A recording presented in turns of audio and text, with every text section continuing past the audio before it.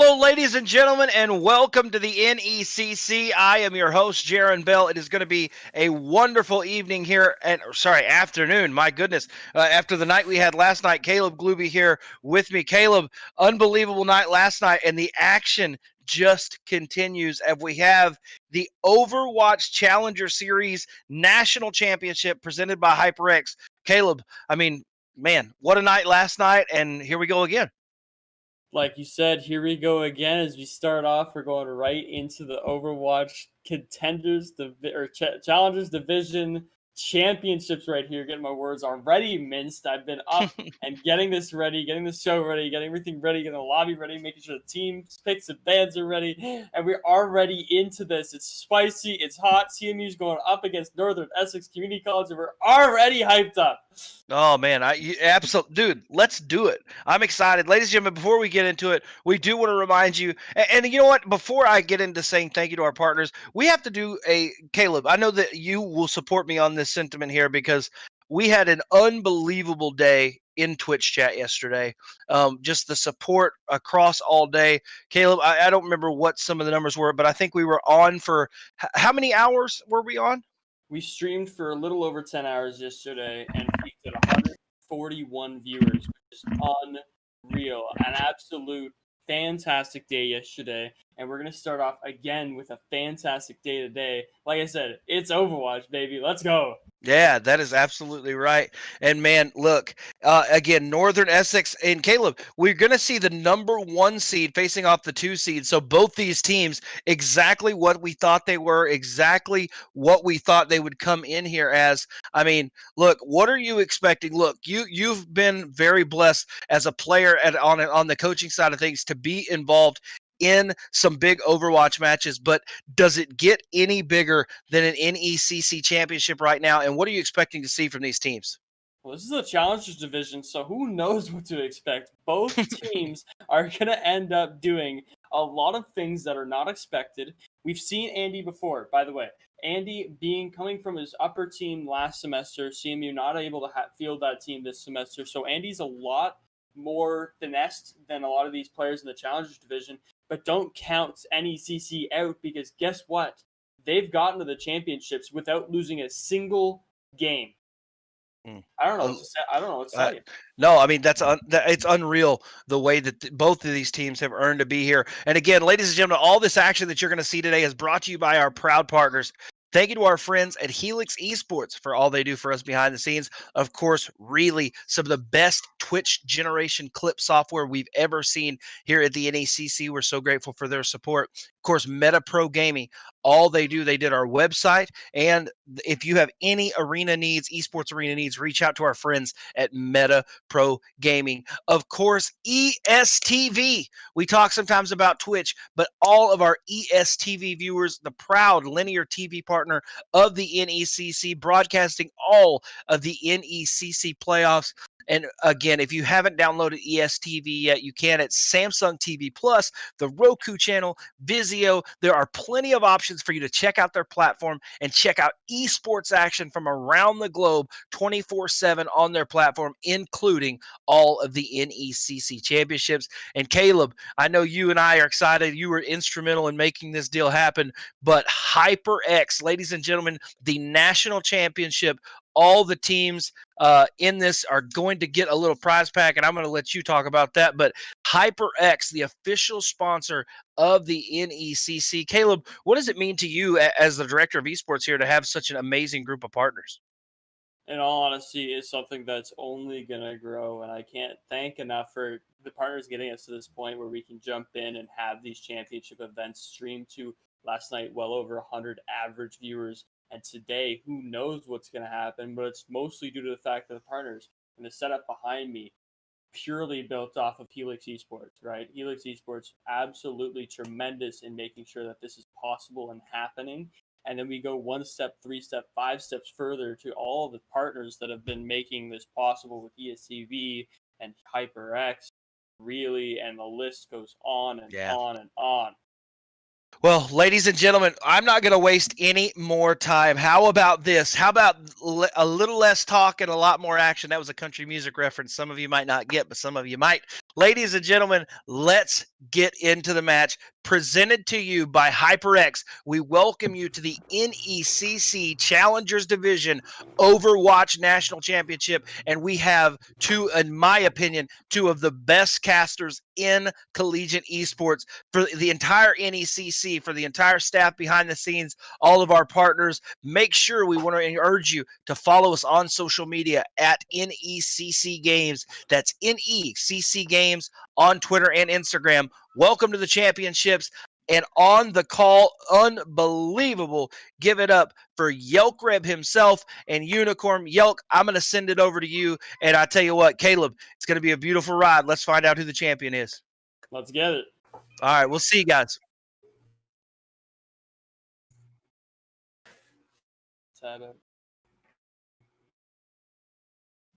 All right, Jaron Bell with the high praise for us, Unicorn. We're going to have to show up today, as are these two teams in the Challengers Division Final. This is going to be an absolute barn burner. I've yet to actually cast a game that NECC's played, but I know CMU is going to bring the pain. I've looked at a couple career profiles. Kermie loves to play the Reinhardt. That's what I expect on Kings Row, but what are you looking for in this finals match? I mean, like you said, with finals here, it's going to be a barn burner. We're going to Scrims Row, like you've talked about. We've done a couple games on Kings Row here, and I think one thing that we've always seen stick is that brawl, right, Yelk? I mean, I think we're going to see the Rhine. I think we're going to see the Zarya, but I think just as easily we could see a Sigma. We could see a Diva paired with it, but a lot of brawl going on. Maybe a lot of Reaper, Hanzo, the Widowmakers. Just get in your face or take those long sight lines through Kings Row. I think it's going to be a toss-up. I have yet to see North Essex or Central Methodist play. However, like you said, CMU can bring it. I'm excited to see it. You ready to jump in? I am more than ready to jump in. I've been looking forward to this all day. I can't wait till we get going. Yeah, definitely. And speaking of shout-outs, I know we gave plenty. A quick shout-out to our boy Logan. You might have seen him back there on Caleb's webcam, throwing up the thumbs up for the production. An absolutely phenomenal producer. We love having him. We love being able to cast with him running the behind-the-scenes stuff. But we find ourselves on Kings Row. Talk to me about it, Yelk. Who are we looking at? Let's start with North Essex. Starting with Northern Essex, like I said, Kermie, he is the pillar of strength for this team, the main tank. He's going to slap on the Reinhardt here, I'm sure. If you're a Reinhardt player, this feels like a home game anytime you're on this map. He's looking to just brawl through the enemy. On defense, he's got to control his tempo, though. He's got to remember not to overstep his boundaries, not to overextend or go too far, because his healers can't heal him around these corners. He's got to be careful and weary of the front line coming through from Central Methodist. I'm unsure what they're going to pick. They've got a very flexible tank line that likes to run dive comps, but it looks like both teams are going to start by slapping on that Rhine. Yeah, and you see a couple different things here. So you see for Northern Essex, you see Freaky J and Osiris on their respective Ash and McCree. And on the side of Central Methodist, you see the exact opposite. You see a Reaper and a May for Andy and Apocalypse. So what you're going to see from Carroll, I almost said Carroll University.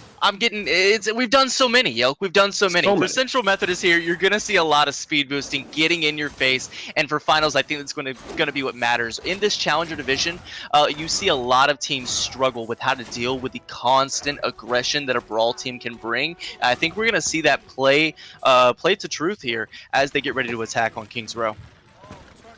Yeah, that's what I love about the Challengers division, is it doesn't hold true to the meta as much as the Champions division. It really is a division where you get the players playing what they think they're best at any given time. But right now we're underway. The Reinhardt getting walled off on the side of Northern Essex. But it's going to be him who ends up battering down the front line. Keep Papaya, Brutal, and Mitzi all going down in a flash. Freaky J is the king of the high ground right now.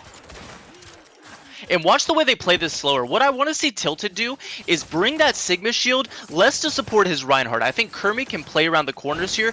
I want to see Tilted's shield play for his Ash and his McCree here. I want to see him bring it up top left just to really shield Freaky J on that Ash while he rains in hell from above, as you saw him do right there. And he's looking to get a couple picks after that huge dynamite.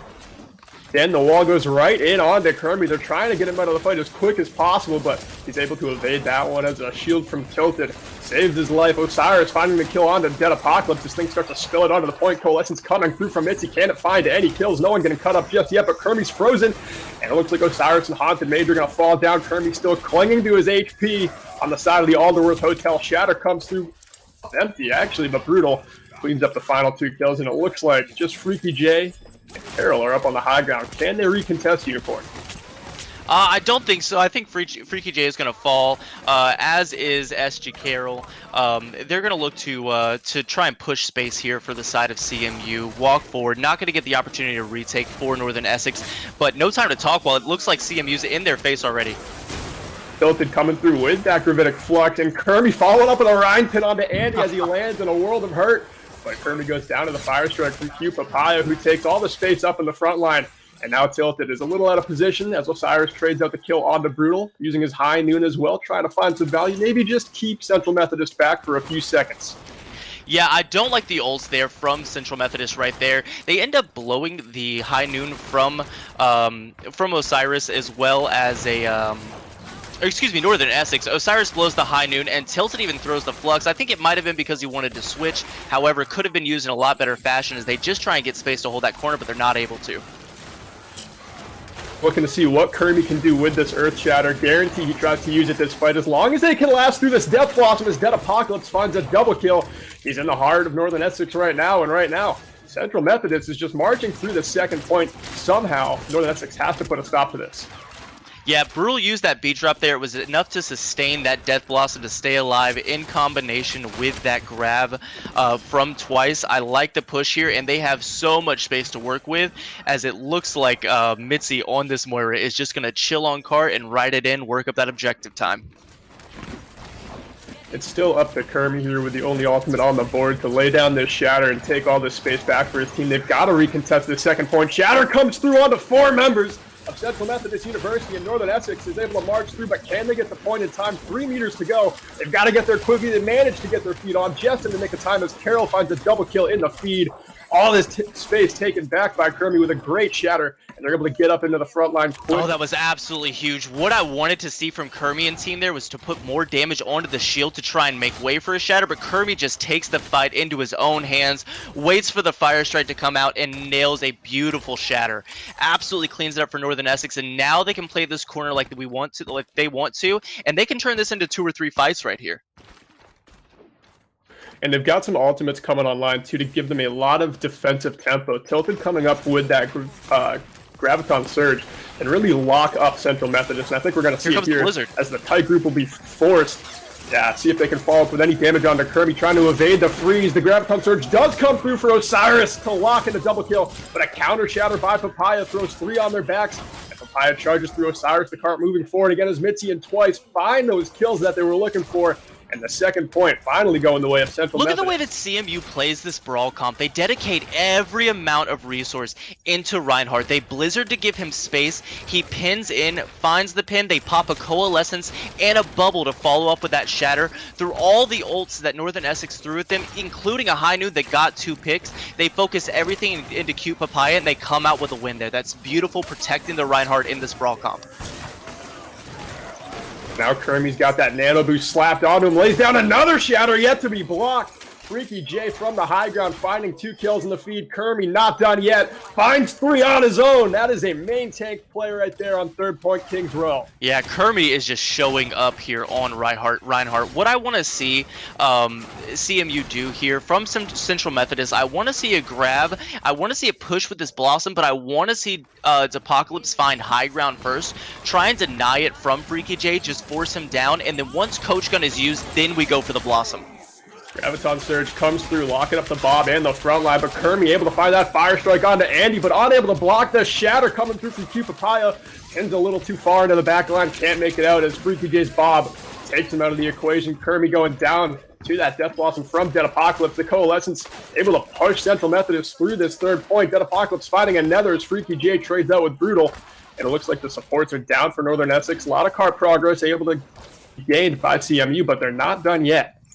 Yeah, these fights are so much harder than they have to be with Freaky J up on the high ground, but they do end up finding that fight win there. And I'll tell you what, Yelk, are there other players in this game, or are we just watching a Reinhardt 1v1? I think that's what we get on King's Row right there. Carol gets in the action, finding the proof kill onto Andy. Papaya goes down as well as everyone is locked inside that Graviton Surge. Easy fight win for the defense here. But 2 minutes on the clock still for CMU. That's a hefty time bank, and they're going to have ultimates coming online. Maybe not this fight, but they've got to start making plays with those ultimates together. All right, let's see if we can help CMU out and give him the old caster curse that we can do so well, Yelk. I want to hop on board with Freaky J. He's got a Bob coming up. His headshots are absolutely monstrous right now. He's getting picks left and right. Let's see what he can do into this fight here, as CMU probably wants to find a dry one as they have no ults. Iris popping that high noon behind Kirby's hard shield, finding the Sombra out in the open. Andy going down early makes this a 6v5 for Northern Essex.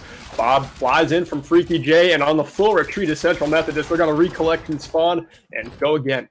All right, keep me on Freaky J. That was absolutely well played from Central Methodist. They got the dry fight they wanted. They forced out the Bob and the Deadeye from Osiris. This is the fight they want to look for. Try and find a grab and just swing into it, but they've got to get Freaky J off of high ground first. I think they just need to use the Reaper's TP, get up there, force the coach gun, then the grab comes out. And CMU wastes no time speed boosting in with Brutal, locking up Kermie inside this Graviton Surge, but just swinging around like a madman. Kermie finds two, shatters another one on his back. Kermie is just an absolute playmaker on this third point. He's really starting to come alive. Yeah, he's absolutely nutty. I mean, the Reinhardt, can we even call it a Reinhardt difference? We've seen fat shatters from both sides here. I mean, at some point, they're going to have to control each other because they're both so aggressive that shatters are free because neither of them have that shield up because they are so hungry for those hammer kills. They certainly are. This fight, Papaya's going to have tempo control because he's the Rhine with the shatter. Just has to land it past the shield of Kermie. Kermie with a great block right there. Papaya gets anti-stunned by Kermie as well. And it's looking like the Reinhardt and the Reaper fall on this side of CMU. High noon coming through to clean up Brutal. 5 seconds on the clock. Overtime about to start bleeding away. No one from Central Methodist University able to make a stand on this point. And that's where the cart will be parked. That is a very strong defense from Northern Essex after giving up the first 2 points rather quickly. Yeah, absolutely. What I like here from the side of Northern Essex is not only Freaky J on this high ground, but the Ana is pretty good. The counter pin comes in, so Q Papaya throws the shatter, Kermie's able to block it, then the counter pin comes in for the stun, Haunted Mage throws the ante, and the beat drop doesn't come out quite fast enough from the side of, I believe it was Brutal, and unfortunately Ryan falls there, and that's what cleaned up that fight. Otherwise, they played it clean. It's just the ante and a little bit late on that beat drop there, but this is definitely doable for the side of CMU as far as a hold goes here. They don't have too much to worry about. Unfortunately, no chance at future rounds for them, but as long as they can get this hold on third point, absolutely a winnable game. We've seen the payload stop there in a number of playoff games recently too, and then the other team also getting held before that cart. So I think Central Methodist University put themselves in a good spot here. They've just got to play. It looks like they're going with Sigma Roadhog, so they're playing for picks here, not trading out with the Brawl comp. But to me so far, it's been the Kermie difference, but you really can't play that well of a main tank without great supports behind you. Like you were saying about Haunted Mage and Carol, both doing a phenomenal job putting their resources into Kirby, keeping him alive through those tough fights. Absolutely. And what worries me about this comp, I don't hate the Roadhog pick from Twice, but Q Papaya on the Sigma scares me. They've got such a fantastic brawl comp, and with Kermie showing his dominance on this Rhine, it's going to be a lot more difficult to stop those shatters with the barrier, whatever you call his name, whatever you call it, the barrier for Sigma. Whenever he throws that barrier, it's going to be a lot more difficult to block those shatters from Kermie because they've been absolutely decimating so far. Methodist off-angling here inside the Alderworth Hotel, trying to find a late pick. Andy going in, closing the distance on the Haunted Mage, unable to take out all the HP. Kermie opening things up with a beautiful fire strike on the Brutal. Dead Apocalypse falling to Tilted as well.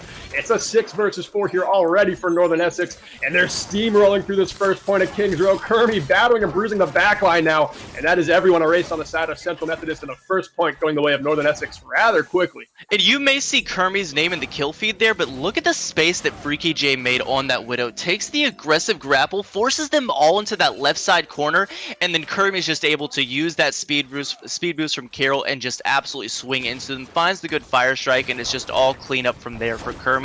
Well played there from them on that strat. That was good macro level play. Kermie not getting too aggressive with this space, staying with his Zarya around this bookstore, trying to farm up the last bit of that Earth Shatter, trying to be the first one with an ultimate this game. Cleaving through with this shield, going right up against Q Papaya, getting right in his grill. He's got that Shatter online. Has to be weary that his team isn't too far behind him. Ends up going down to twice. Didn't have the resources quite with him. Got Apocalypse trading out to Tilted in the back line, but it's a 5 versus 5. A massive anti-land from Haunted Mage. Can they make anything of it? Osiris finds the high noon kill on the Mitzi, but goes down to twice as well. He tries to stabilize in the front line. Andy also working some damage in on this cart, but Tilted in the front line all alone finds a double kill onto the tanks of CMU, and the cart will still begin to move forward here for Northern Essex. Well, Yoke, if I've ever seen a plat fight, it was that one. Kermie, aggressive, tries to find the picks on the corner. Both of the supports worried about Andy, the Genji in their back line. A huge anti comes out, followed up by Osiris's Deadeye, and then they just have trouble killing Q Papaya for the next 14 seconds. And it was a little bit rough to watch, but I'll tell you what, Northern Essex came out with a W in that fight, and now they've got the advantage as they hold corners with ultimates. And here comes the grab.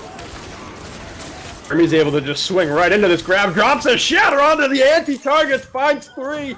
Oh, he gets the nano, he doesn't even need it. He's an absolute Mad Hatter right now, going into the 6-man, finally finding Dead Apocalypse, and the second point cleanly taken for Northern Essex.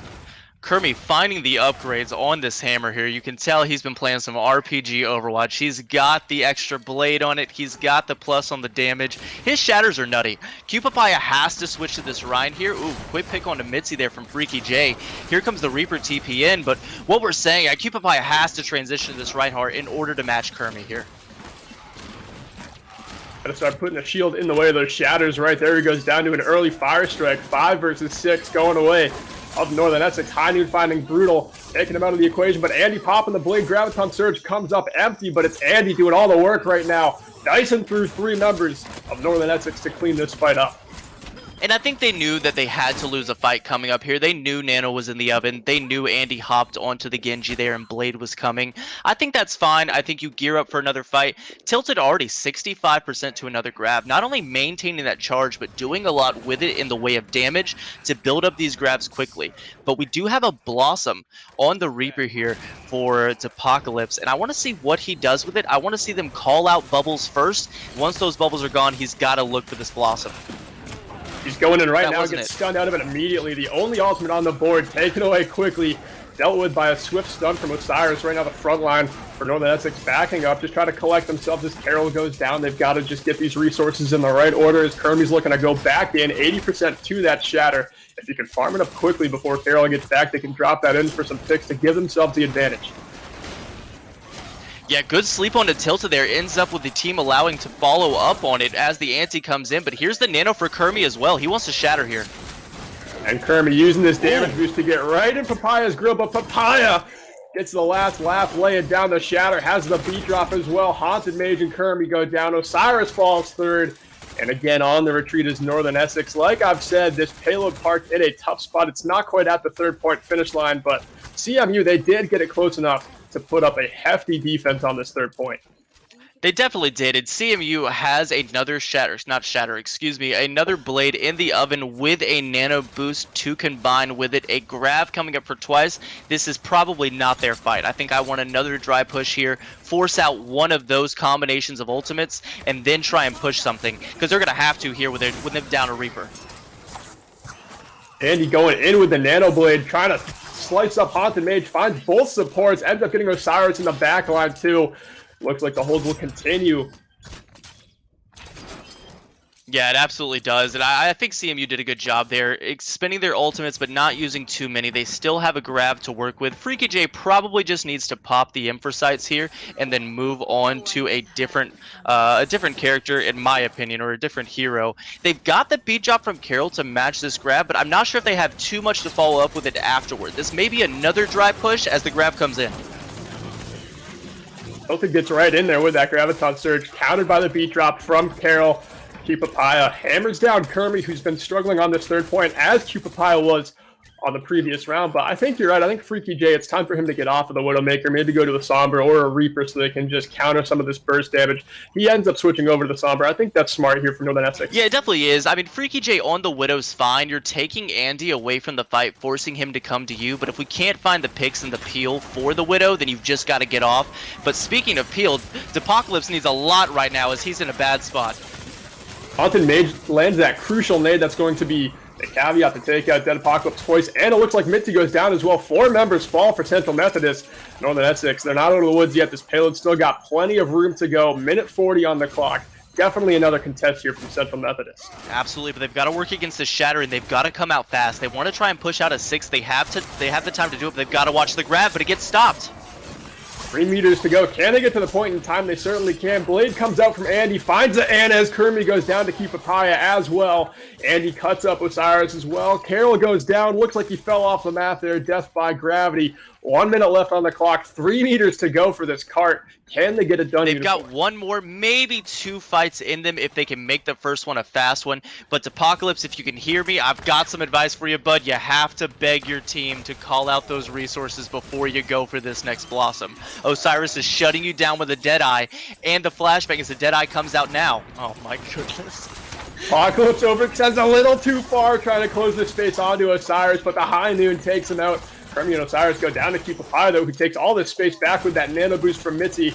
Brutal has to drop the beat to keep everyone on CMU alive, but it's well worth it here. 40 seconds on the clock. The defense is still going. Yeah, Apocalypse still holds on to this Blossom. He's thanking his team for the slight carry right now, and I can't blame him, but he's going to redeem himself right here. This is going to be a 4-man Blossom, Yelk. I'm writing it down. I'm signing it. I'm calling it right here. A 4-man Blossom at least comboed with this cute Papaya Shatter. You ready for it? I'm ready for it, but Freaky J can answer it all with a clutch EMP of his own. It's all about the timing of these ultimates coming up in this fight. Dead Apocalypse already on the flank, sniffed out by a hack and a stun by Osiris, and taken out quickly. 9 seconds on the clock. The shadow from Papaya and the pin follows up onto Haunted Mage. The Reinhardt's trade out here. The EMP coming through from Freaky J. Osiris getting the stun kill onto Andy. Freaky J finding Brutal. Mitzi going down to the mines. Twice removed by Osiris as well. Overtime bleeding away. The payload with 10 meters to go. Dead Apocalypse back in the action. Does what he can, but immediately exploded by those Wrecking Ball mines. Cute Papaya fares for the worst. And Andy tries to get back out on Tracer. Removed by the High Noon. And Kings Row goes the way of Northern Essex after a hard-fought first map. I hope it's the way they all go. Yeah, definitely a hard-fought one. I mean, came down to overtime for both teams there. Northern Essex just able to push it a little bit farther. But I mean, yo, let's jump on board with Kermie here for this play of the game. He absolutely popped off. Grab, shatter, anti, it all came through on that second point to lock up these 4 kills. That wasn't quite Kermie doing it himself in that play of the game. That was a team play for sure, but that is what they needed to give themselves that massive time bank going into third point, and they needed all of it. Yeah, they definitely did. I mean, huge support there from the side of Northern Essex, from Carroll and Haunted Mage there. Fantastic support play. The antis came in clutch when they needed to. Kermie on the Reinhardt was just absolutely unable to walk forward, press W and swing the entire time. And then when he wanted to play reserved and block those shatters, he was able to do so as well. Q Papaya is going to have a lot of trouble dealing with this Reinhardt right now. It looks like there might be a little bit more peel for Kermie on the side of Northern Essex. I'm not sure if CMU just needs to jump on board and really ask themselves, what can we do to really enable our Reinhardt against Kermie? But they've got to figure out something here as we jump into Busan next. And Busan's a map too where you could ditch the Reinhardt altogether. We could see Wrecking Balls, dive comps played here. Kings Row, it is kind of a staple brawl map. But Busan on this next map, we're going to see things open up a lot, Unicorn. Talk about what the geometry of this map does compared to Kings Row. Yeah, so for example, let's start with Sanctuary. A large open space really enables a Wrecking Ball. Reinhardt works as well, but you'll see like a lot of Orisa Sigma here, a lot of sight lines where you can really control the point before people jump onto it. Same thing with Mecha Base. As you go into downtown, things close up a little bit. The sight lines become shorter, except for that first ramp as you go down, where you'll see maybe Freaky J on a Widow again, or that Ash, where you have a lot of sight lines and you can force resources to deal with you up on that high ground. And I'm excited to see how CMU chooses to deal with Freaky J, because that's another player they're going to have an answer for here. Yeah, they were able to answer him a little on that third point. Kings Row, when he was on the Widowmaker, seemed like they found out how to play out of his sight lines effectively, but then when he went over to that Sombra and built up that EMP, they're going to have to plan for those fights far in advance from that EMP coming, because that EMP really shook up that defense, and that was what ended up being the final fight there for CMU. Definitely. And I think we're trying to hold on 1 second for our producers. I'm not sure if we're jumping to a brief intermission here or what is going on, but we're trying to figure that out. While we do, well, I think what we're trying to figure out here is if the teams need a brief intermission to go over strats, as we know, is definitely necessary in these final games. However, while we do that, Gail, talk to me about CMU here. What have we seen from them during the normal season, and what are we looking at as far as going into Busan? What do you think needs to change? And you know what? We're actually right here in Busan. Speak and they shall appear. Here we are. Well, to what you said, CMU comes into this the lower seed, but it's the 1 and 2 seed. The paper means nothing here. If you're the lower seed, if you're the lower seed, you're not giving a care in the world for what it says on paper. You are in the final tier for a reason. You got to remember that. All these players should just honestly be playing what they're good at. That's what's so great about the Challengers division in the first place, is that we might not see a ton of double shield Baptiste Zen, although at the higher ranks of Overwatch, that is the firm meta. Everyone is playing that comp into pretty much every single map. But here in the Challengers division, you can run Reinhardts with Wrecking Balls. You can really just start causing chaos with counter picks. And I think that's what CMU needs to do here. And it looks like both teams opening up on a dive. So a completely different look here as we start Busan. And that's what we love here at the NECC from this Challenger division, is you get to watch these individual players play to their strength, and so much more of the game relies on individual pop-offs, Yelk. Rather than organized team play, while it is fun to watch in its own rights, it's always fun to watch Andy absolutely pop off on a Genji, or what he can do here on Tracer, so on and so forth. So fun to watch these individual players pop off in their respective hero pools. But we do see Freaky on the Sombra again. He played it toward the end of King's Row, got a good EMP that ended up stopping Andy's blade in combination with Osiris's Deadeye. I'm excited to see what he does with it here. The dive already happening. Hack comes through onto Toys. Can't make it out of that one alive. And it looks like all of these members of Northern Essex are just spilling into this right side area. The anti lands onto the Diva and Andy as well, who gets taken down by Carol. Freaky J able to erase Brutal. And it looks like the fight swiftly won by Northern Essex. What is the differences between these two dive comps? Some similar heroes and then some very different picks. I think what made the difference there is SG Carroll ended up turning Kermie into a brawl tank. He brought him in with that speed boost, the jump landed, and he was just able to zap everyone down with that Tesla cannon. And it's fun watching Kermie, or excuse me, any Winston, play that brawl type on that Winston. Usually he gets in, gets out, supplies the damage he needs for the dive, and really gets in the face, throws a good shield, and gets out. But here he's playing more of that brawl style, and I think it's working to their advantage. Boys jumps in deep left side, and a swift dive by the two tanks takes down Haunted Mage. Now it looks like Tilted slammed in on a Wrecking Ball. Dragon Blade comes through from Osiris, finding Dead Apocalypse, trying to find more, trying to get after this. Mora able to take him down as Mitzi just peeling backwards, foot on the break. And it looks like Northern Essex able to up this point. They've still got a few members alive. Primal Rage gets back in the nick of time, but Kermie can't hang on forever. And the point eventually does flip for CMU. Yeah, Kermie able to stall there on that Primal. I like that contest. Gives them 45%. They've got a Minefield and an EMP to work with a Beat Drop and a Nano in the oven. This is good for them, but they're going to have to go up what is almost 6 ultimates for the side of CMU. A Primal of their own, a Visor coming up as well. I think they're going to have to get in the face of this Soldier first, force the resources from CMU over to that Soldier, and then coordinate a dive otherwise to a different hero. But here comes the EMP.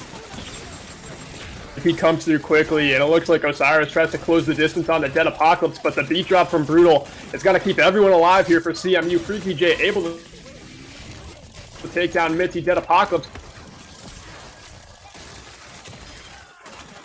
still underway here. Everyone just battling for picks, trading out of Freaky J and Kermie. It's a 4 versus 4 on this point.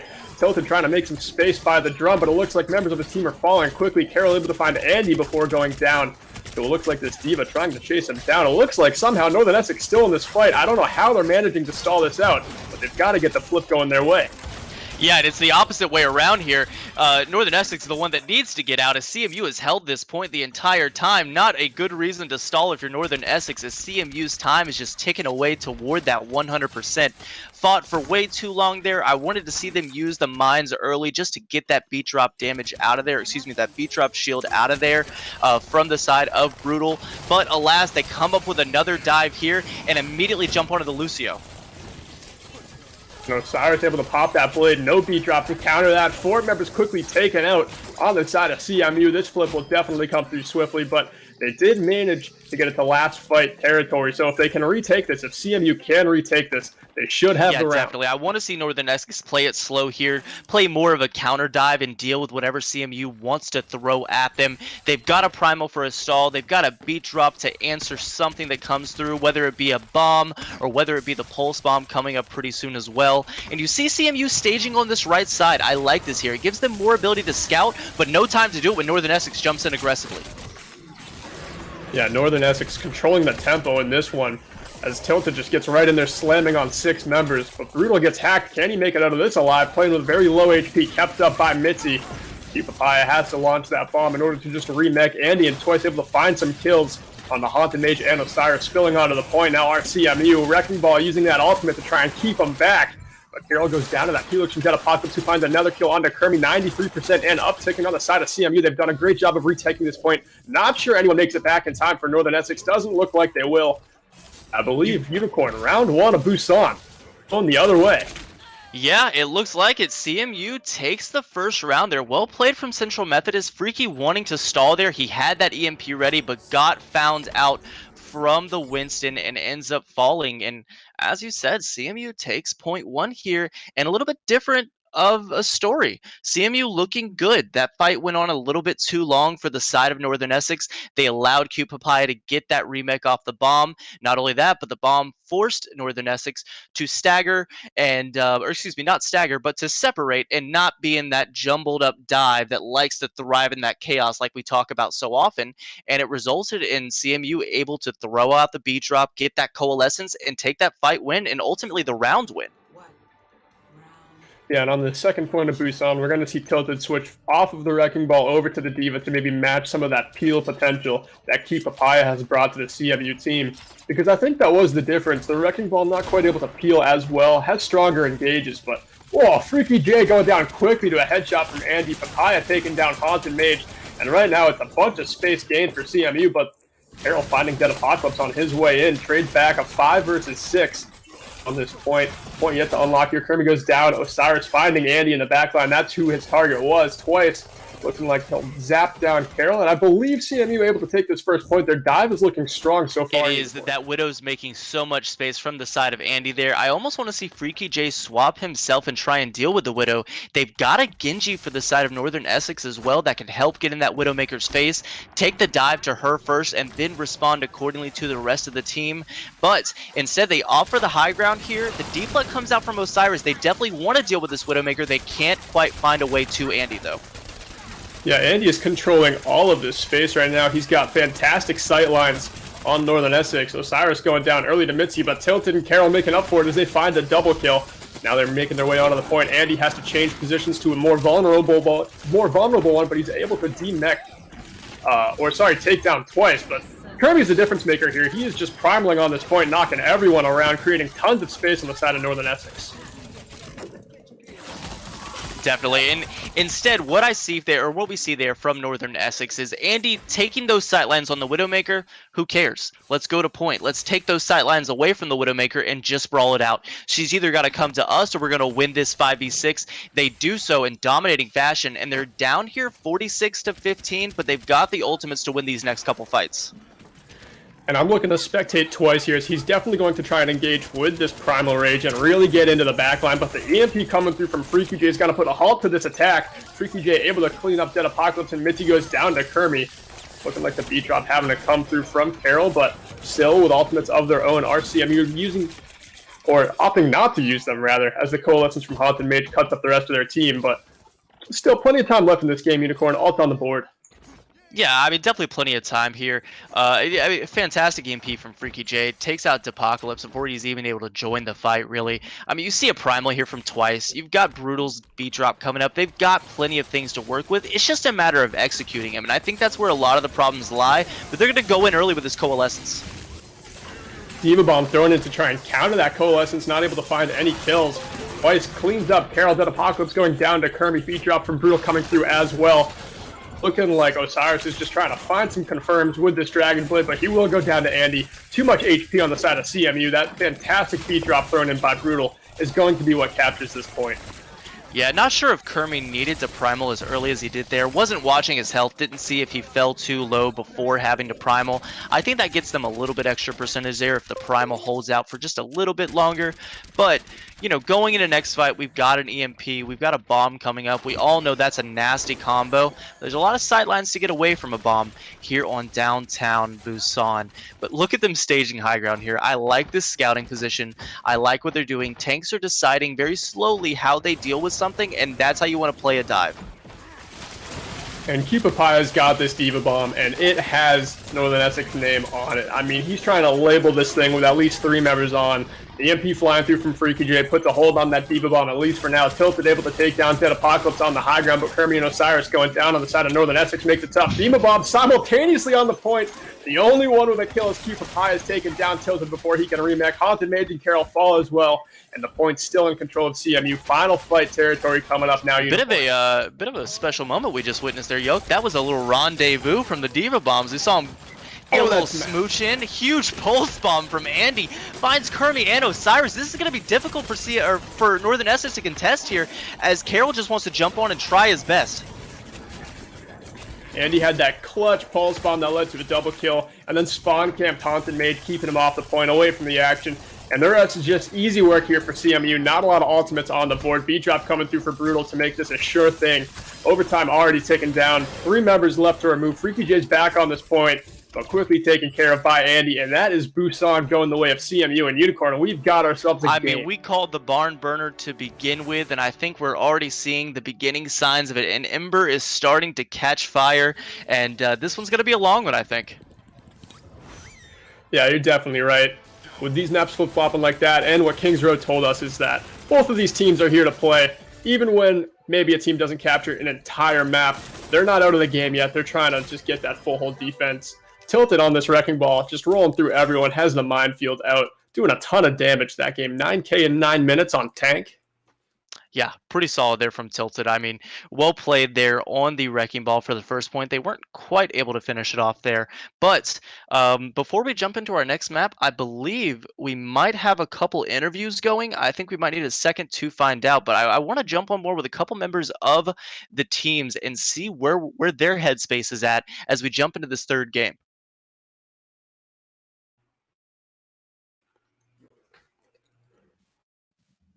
All right, and it looks like to conduct those interviews or to assist with them, we're going to have Jaron and Caleb come back. Yelk and I might catch it in a minute here, but if they're ready, I think we're going to jump on board with them.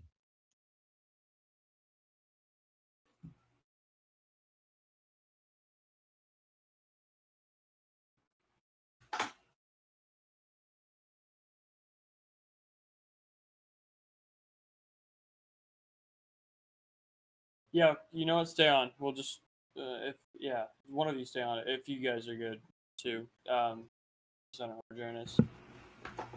Triple caster scene, I guess. You got us. I guess I don't know. We're winging it because Jaron's MIA. We're winging it. That's what we do.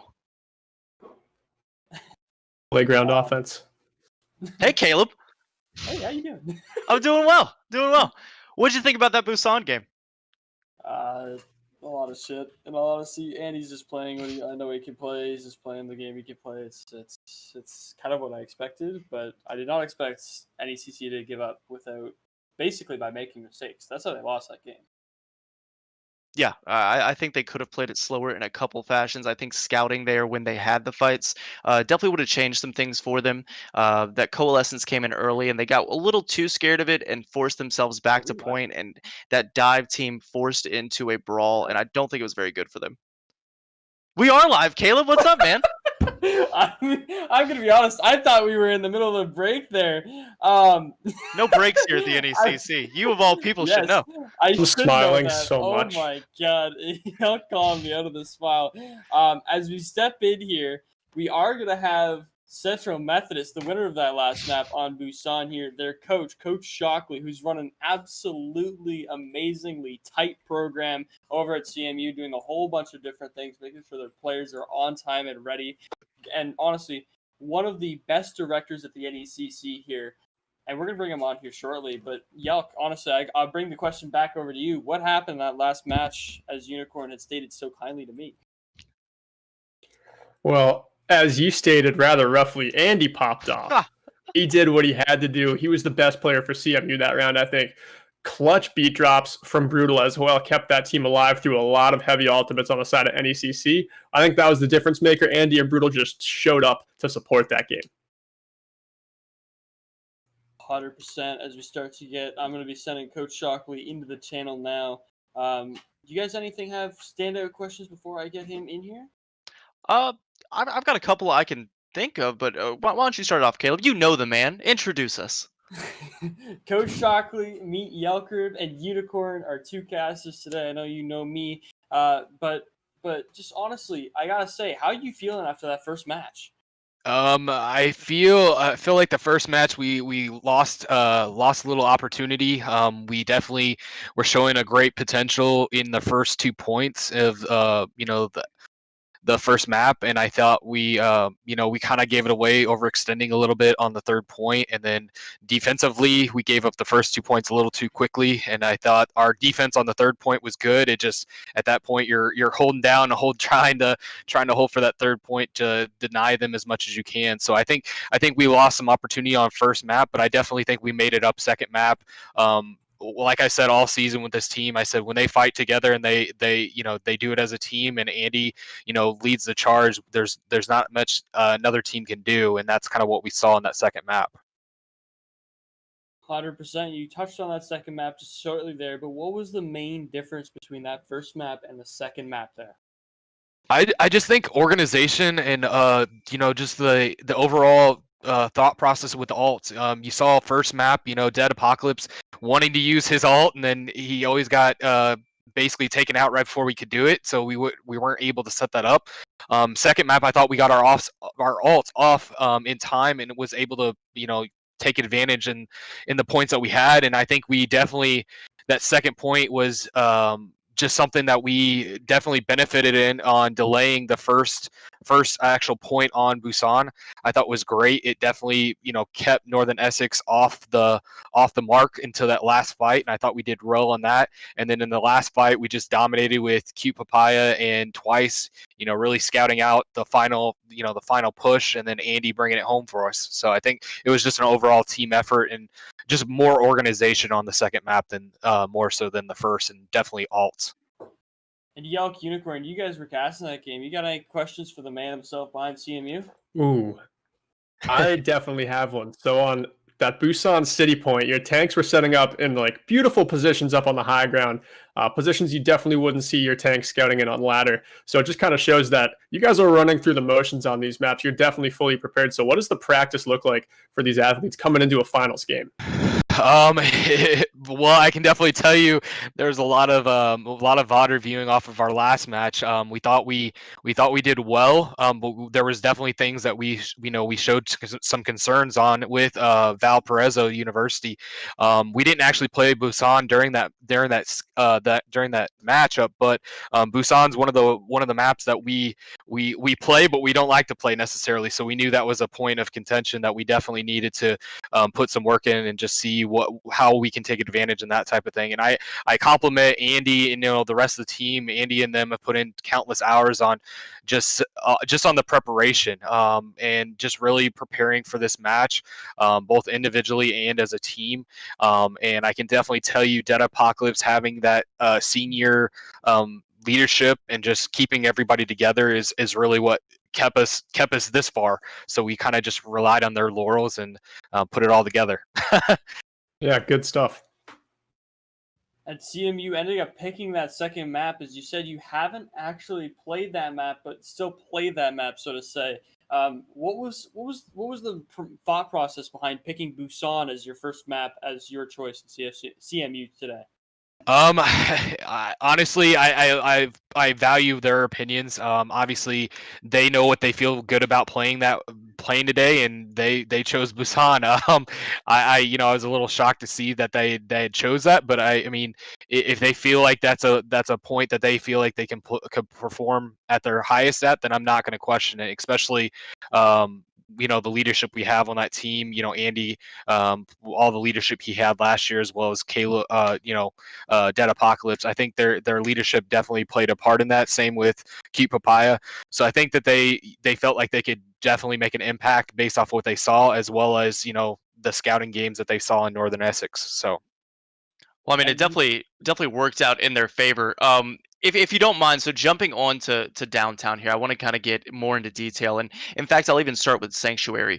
As you guys jump in with that dive, with the Winston and Diva staging there, when you're going up against the Wrecking Ball, is the idea, or I guess what you attempt to put into practice for them, is the idea to counter dive when that ball goes in to disrupt? Or are we just straight up staging and attempting to find some sort of backline support that we can jump into based off of resources used? Where's your head at as a coach going into a counter dive situation?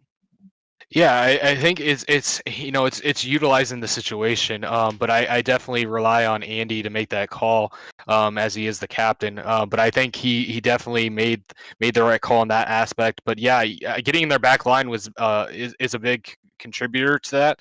I know their ball.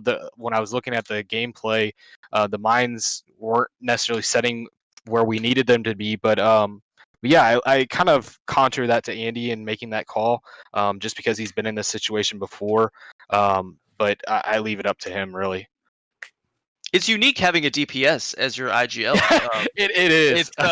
Does he thrive in that role? Does he still enjoy it while he's DPSing, or are there moments of silence during that gameplay? He'll tell you he thrives in it, but I guarantee he's looking to transition that to somebody else as soon as possible. Definitely. But yeah, no, he thrives in it right now, and I think he's originally he's kind of flexed at a lot of different positions over the couple of years that we've had him, and he's definitely settled in his own on DPS. But I think he'll be more than willing to transition that to somebody else after this season. For sure, for sure. Well, congrats on the Busan game. Bit of a hard one on Kings Row, but you're 1-1 here. Last question from me. As you're 1-1 going into the third game, if you have 5 minutes with your players inside of that Discord, what's going through your head? What are you giving them going into these next games? I just say play together. It's gotten you this far. Do what you guys know how to do. Don't overextend, and just manage your alts the best way you possibly can. I think that's where we were lacking in the first map, and I think that's where we can definitely make it up going here to this rest of this best of 7 setup. And I think just rely on our leadership and rely on the players that we need to bring it home for us. And like you saw last matchup with Valparaiso, Dead Apocalypse really just turned it on and allowed the rest of the team to just kind of sit back. I don't necessarily want that to happen. I want it to be a team effort. So I know Dead Apocalypse is going to make an appearance here sometime, some way, shape, or form. So I'm excited to see him turn it up a notch here next match. Coach Shockley, thank you for your time between these matches, but we will be going on to I said it too, you are not the only one. As we'll be going on to Northern Essex Community College's captain, Carol, not Carroll University, but Carol will be jumping in with us shortly here. Shockley, thank you for your time. Do you have anything you want to say just as a final note? No, thanks to you guys for having me. Absolutely, man. Good luck. Thank you. I'm just letting Carol know that we are pulling her in now. Carol, the captain for Northern Essex Community College and a standout player there on support so far. Huge beat drops. Honestly, yeah, huge beat drops and controlling just that support game. Any standout notes before we get her in here?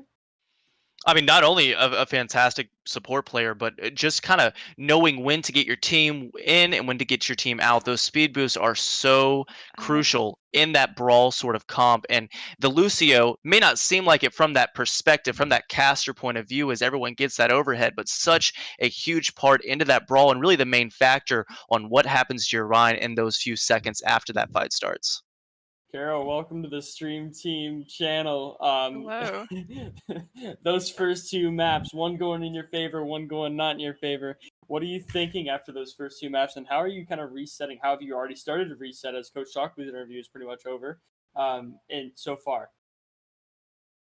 We're still feeling pretty good about it. Obviously, second map Busan was a bit disappointing on our end. We still fought well, but I think we just need to focus more on working as a team, calling out targets and confirming those kills, and I think we'll be in a much better place. And with target calls, who kind of leads the way as far as Northern Essex is concerned? Who's leading the way for that shot calling purpose that the team is jumping on? That is kind of an issue we have occasionally. Usually it'll be one of the tanks, but there is sometimes for team fights where it'll be a little too quiet. So it'll be like, someone call a target, someone call a target. So usually if it's like going into the fight, I'll call like, okay, dive on the Moira.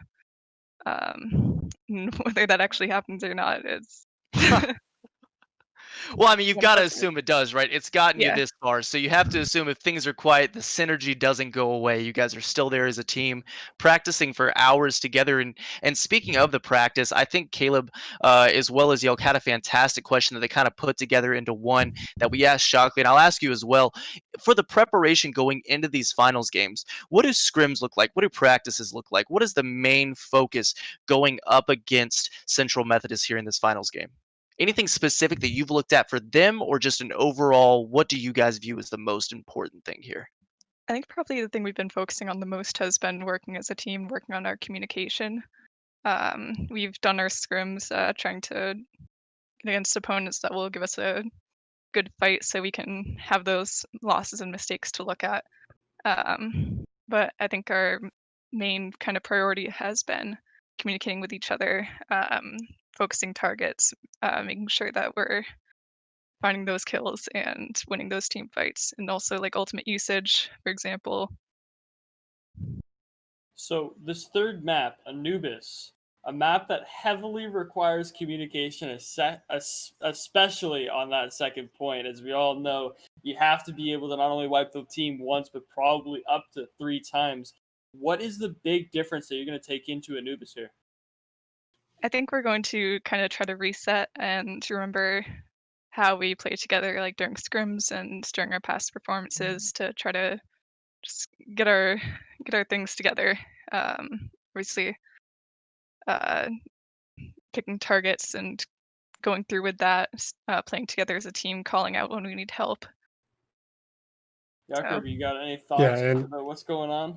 I sure do. It's such a long road to get to these finals, and it can be stressful. The hours you put in, the games you're in as well, just the nerves leading up to the game itself. But how do you make sure as a team you're still having fun out there? Oh, we have honestly, we have a lot of fun. We laugh a lot. A lot of the times during practices, if we don't have a scrim, while we're waiting for people to join, we'll play fun little like arcade matches, and we'll laugh at our mistakes. And I think we just get along real well, like even outside of the game. Like I consider the team my friends, so Definitely. it's a big part of it. That's good. Yeah, that's good. I've been one of the fortunate people who've gotten to hear their communication while they're doing those little scrims, and I can tell you, it is honestly something I've never really heard collegiate esports before. They are just screaming and yelling at each other, having the time of their lives in that voice call. But Yelk, Unicorn, any final thoughts before we let Carol get back to her team here? Yeah, Carol, I've got one last question here. I heard from Shockley on how Dead Apocalypse or Depocalypse is going to pop off later in these games, and not all bad news. I mean, you guys absolutely dominated on Kings Row, so how are you going to continue to shut down Depocalypse? He had a lot of trouble on that Reaper there, especially third point. What is going on the side of NECC for Northern Essex here? What are you guys doing to help shut down the Reaper? You knew the Blossom was coming. How is the communication going on that front? Is it just good ult track? tracking, or what's happening? Yeah, I'd say definitely ult tracking, position tracking, third point King's Row. We had half the team yelling that the Reaper was up top, so I went up in there, booped him off, and we all just went on him. It's kind of stuff like that, making sure we know when he's gonna ult, where he is, making sure we target him when he has cooldowns down. For sure, for sure. We'll keep it happening. We'll see you in just a few minutes on Anubis, but I appreciate it once again. Thanks for stopping by. Good luck. All right, thank you. And that is going to be it. As you said, just some good Overwatch coming out from Northern Essex Community College. But in the last map, grabbing that Busan point, we move into Anubis here. Unicorn and Yelker, do you guys need a short break before we head into this third map here?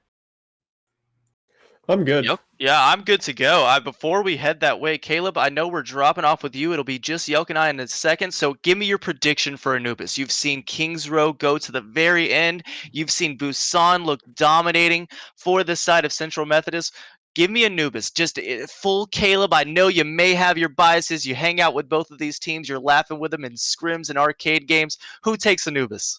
I gotta say, the wild card here is Andy. We've already seen some of his Widow play, but Freaky J, we know that Freaky J's been consistent, but Andy on that first map and second map having two wildly different games, and because of that, how Andy plays in this map is going to decide whether CMU takes it or NECC takes it. Definitely. I mean, maybe Kings Row just a warm-up game for Andy, right? Maybe he needed a second, get the nerves out, and now he's just going to pop off for the rest of the series. But could be the exact same theme for Depocalypse. So that could be two pop-off players that Central Methodist has, and Northern Essex might have a lot to answer to. Yelk, anything from you before we hop in? I think this next map looks pretty good for Freaky J's hero pool. He's played Sombra and Widow so far in this one, and those two heroes definitely can shine on Anubis. So I think NEC looks a little stronger on this map than they do Busan, but still, just like when they were looking strong on King's Row, they got to fight hard the whole game. Absolutely. All right, and as we're going to send it over to the game, I'm going to start up the lobby right now, and let's get right into the action. Thanks, Caleb. We'll see you later. Cool guy, huh? He's all right. Yeah, he's all right.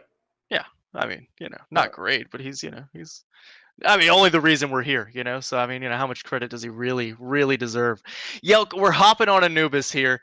I think we may see double shield. I think we may see it from the side of Northern Essex. I mean, think about Anubis. Think about first point hold here. Pair it with a Junkrat. Pair it with Freaky J's Ash. Maybe we see double shield come out. Maybe we see the BAP as well.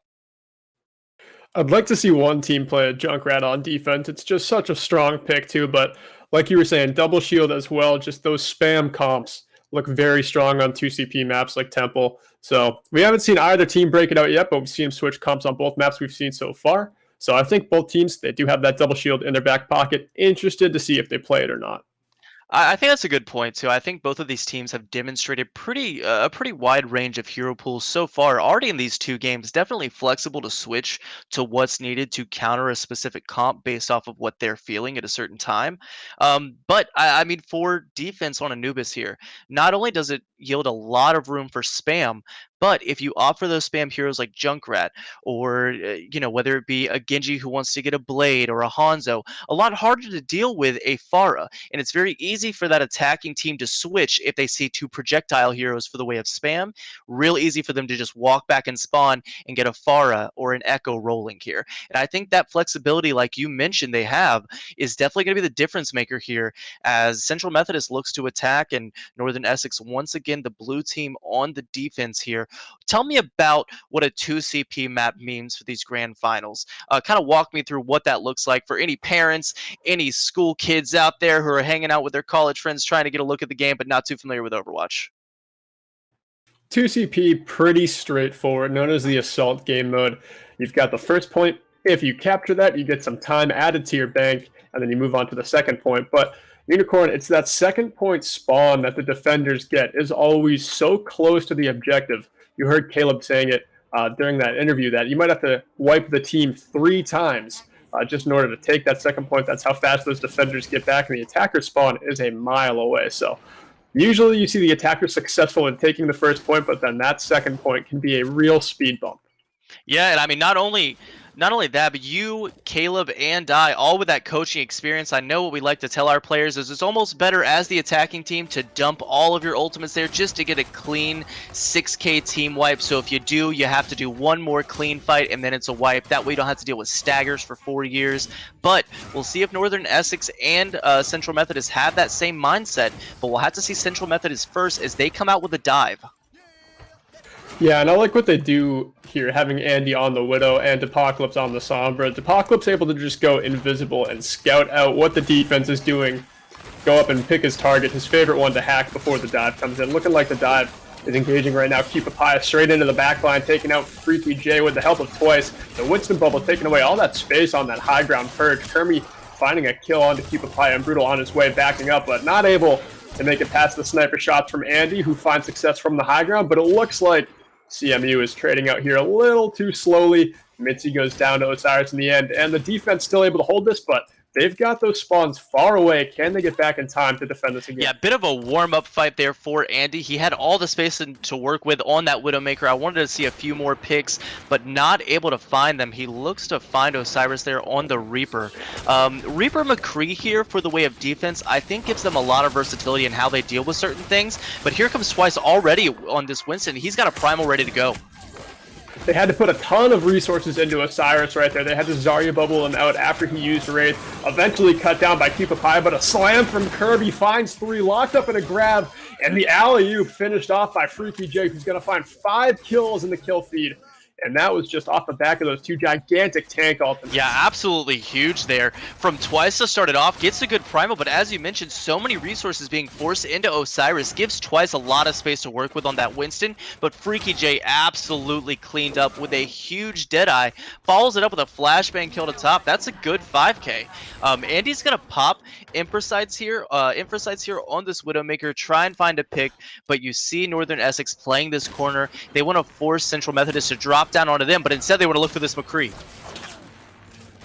This is good positioning, but it's a little too scared, and it's got to be what ends up making Freaky J fall to that Winston. Is Twice able to go through that backline, get a couple of kills. Brutal helping him out with the kill on the Tilted. Osiris trading out with Mitzi in the backline of Central Methodist, but right now the defense looking like they're trying to counter this beat drop from Brutal. Keep Papaya finding the kill onto Osiris. Kirby finally taking down Brutal, but it looks like the attacker is still able to go strong here. The tanks are alive. They've got some supports. Andy's alive on this Widowmaker in the main area, and point finally upticking here, Unicorn. I don't know how they made it through that fight. It took forever. Absolutely forever. And if I'm Central Methodist, I couldn't be happier. They expended a Shatter for that, as well as a beat drop from Carol's Lucio. I want to fight fast if I'm Central Methodist. I want to get this EMP out. I want to fight as quickly as we can, get another bomb, get another primal, and make this a one-fight cleanup here for this second point. I want to fight once again as fast as possible.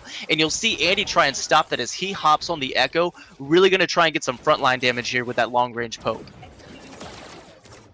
Yeah, he's got a ton of burst damage to follow up on this EMP we're going to see from Apocalypse if they choose to invest on this fight. They've got 4 minutes in the clock, so it's really up to them, but looks like Apocalypse coming through with that EMP. Now is it up to the Echo to focusing beam down, tilted on the Zarya. He is successful, but members are trading out for the side of the attackers. Brutal going down to Osiris. It's a 3 versus 3, 3 versus 2 as Osiris falls. The attackers, they've got the tanks and the Moira coalescing to keep them alive, trying to take at least a tick off of this point. Successful in that. Can they get 2? They've got picks here, but they have 3 players coming back from spawn. This isn't good for the attacking team. They're able to knock Kermie off the point. He has that Shatter ready, not able to use it until he gets back. Osiris pops the Death Blossom, ends up finding 1. Freaky J finds a pick of his own onto Twice. Mitzi cleans up Freaky J, tilted on Andy here, and it looks like the attacking team's just going to have to back up. I like the fight there from Central Methodist, but once they found picks, or excuse me, once Northern Essex found picks onto Central Methodist, I think they just have to back up. Instead, they use the Primal, they use the Coalescence, and it's just a little too slow. As you mentioned at the very beginning, the defending team spawn is right there, and they're able to come back so quickly. It's pretty hard to run this Winston on second point too. Reinhardt just offers more cleave damage that can clean up that other team quicker, but Twice sticking on this Winston pick. They'll have to dive very specific targets. EMP flying in from Freaky J. Shatter looking to land on the main tanks. They're able to take down Keepapaya and Brutal. Keepapaya not able to get back in that neck, and he goes down to Haunted Mage. Osiris with a 4K in the feed off of the back of that EMP from Freaky J. And this is where Anubis ends up being that long stalemate that we see last for 2 or 3 minutes. This is where something has to change proactively for the side of Central Methodist. I think they need to switch to the Ryan Zarya. They do so just as I say that. I like this a lot more. Now I want to watch them push main, get a little bit of poke in, build in their own ultimates, and then instead of pushing left, I want to see them push right side, but instead they're going to walk right up to main as Osiris finds Andy fast. They've got to hang on to those ultimates here. They get that Graviton Surge yet. That's going to be crucial to take tempo away from Northern Essex's next fight. I like that dry fight a lot. They just switched onto those Brawl tanks. They didn't build up as much ultimates as they would like to on the side of their tanks, but I think that's a step in the right direction to take this second point. Definitely. I mean, not only do they find the grab, but they end up swinging, getting a little bit of ult charge as well. Q Papaya only at 20%. But as far as dry fights are concerned, I mean, they still have a Blossom, a Beat Drop, a Coalescence, and a Shatter coming up to work against here coming up into this one. Yeah, Brutal's going to have another clutch Beat Drop coming up. Hanging on to it right now as his team works their way in. Fully supported by the shields now as Brutal lets that one go. A Death Blossom in the backline by Osiris. Only able to take down Brutal, but 2 members fall as Northern Essex no longer has a tank line in this fight. Freaky J able to take down that Echo Copy before letting that EMP fly in. Able to clean up Apocalypse, Andy, and Mitzi off the back of that gigantic DPS ultimate. Yeah, a fantastic EMP there from Freaky J. Holds it for a while, waits until the Coalescence is just dying on Mitzi, and then ends up cleaning up the entire fight there. Not only that, but Twice falls slowly. Twice ends up falling a little bit late. A slight stagger there. They're going to have to wait just a second for him to get back. They've still got a Shatter in the bank, too. I think now Northern Essex plays it a little bit slower. Lets Central Methodist come in, and then takes the fight slowly once they're ready for Shatter. Really work on that shield damage before they want to start this fight. But Central Methodist pushing this left side might not give them quite the opportunity they want, as they probably just want to speed right into Kermie here. They probably do. They just want these freight trains to collide. Kermie's looking to keep everyone back with a Shatter, blocked by Keepapaya, who follows up on the stun on the Kermie with a Shatter of his own. Now he's rolling through the front line. No main tank to get through. He's just trying to batter into the back line, but Osiris takes him down with those pair of shotguns. Osiris unable to find that he kills as he's locked up in that Graviton Surge, has to wraith out of it, gets to the bubble, luckily in the nick of time from Tilted, who goes down in quick fashion to Apocalypse. Kills coming through here for the defense's Haunted Mage, able to coalesce down Mitzi. Osiris able to find 2 more, make it 3 as he takes down Andy, and that's a fantastic hold if you're NECC. I mean, we might have lit a fire under Carol. She might have gone back to her team and said, hey, they're talking about us not talking to each other. We need to synergize. We need to make some calls. And I think not only us, but that Busan game got Northern Essex underway there. And that was a great hold. They looked like a totally different team than Busan right there. Yeah, they did. I think what the story of this game is so far is Northern Essex has a very strong brawl comp, and Central Methodist has a very strong dive comp. We saw that dive work rather quickly on the first point, which is much more open than the second one. But anytime it's a brawl map, Northern Essex just looks a lot stronger. And I think there were a lot of ways to approach it differently than what they did. Personally, what I like to do with Andy on that Echo, let's dedicate a Mercy Pocket to it. Let's take a Moira of our own. Let's go right side and force the front line to look at us. That leaves Andy with not only 2 health packs there at the bottom, middle, and on that left side, but it leaves him so much space to look for a pick with those sticky bombs, with that focusing beam. Really opens the way for him to really pop off as that DPS hero, which we know we can. I mean, Caleb mentioned it just from personal knowledge of him. Shockley absolutely complimented Andy and his ability to not only lead the team, but really pop off on DPS. That might have been the better call there, but instead, they've got just a tick under their belt for second point and the full first point, and that's what they're going to have to beat as they look to defend here against Northern Essex. You're absolutely right, where Andy is definitely trying to be the threat that everyone on Northern Essex is concerned about.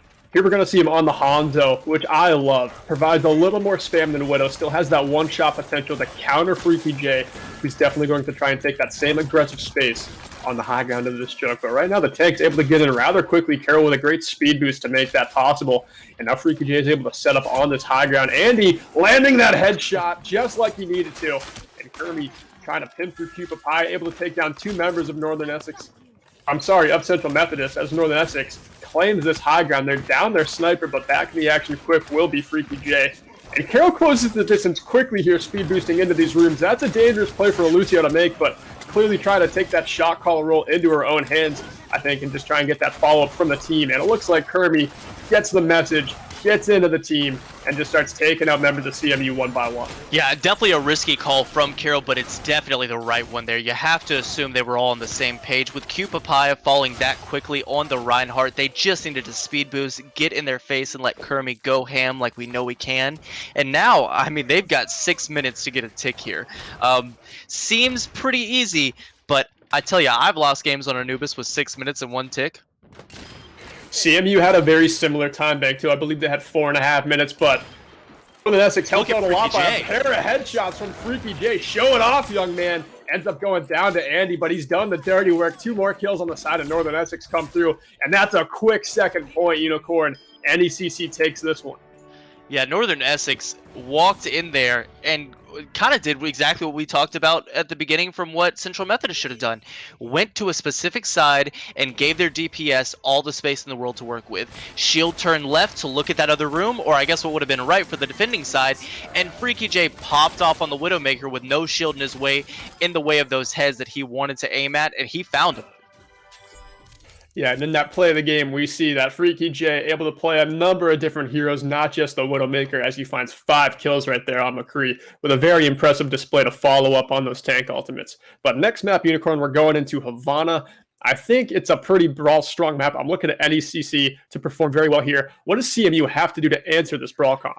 I mean, I think we talked about it after Kings Row, and I think they surprised us on Busan by being able to run a good dive, but Havana doesn't yield as good of results for a dive as it does a brawl, even heading into this meta. In this Challenger division, once again, we see these individual players performing on what they know they can perform well on. And I feel like what we need to see is more resources jump into to Q Papaya. He needs to be able to walk forward and swing onto Kermie. As of right now, Kermie is way too dominant on this Rhine. Q Papaya has to have an answer for it, and unfortunately, it doesn't just stop with Q Papaya. It's everyone on the team either putting forth shield damage or giving him the peel that he needs and the support he needs to walk forward, because Kermie's dominating him right now. They've got to have an answer for Freaky J's Widow. They've got to have an answer for the sightlines that they're creating and how to either bunker with that Rhine and walk forward with him, ignore the Widow and get into those sightlines, or address the Widow with that counter dive. But something's got to change. It's got to be drastic, and frankly, it's got to be now. Yeah, you're right, Unicorn. It does have to be right now. I think CMU was on the right heroes on that last map. They had the Junkrat and the Hanzo, a ton of spam to just put into Kermie, making him play with very little resources, but Kermie's still able to do pretty much everything he wanted to. But I believe we're going to be going to a short break here before we jump into Havana. Sounds good.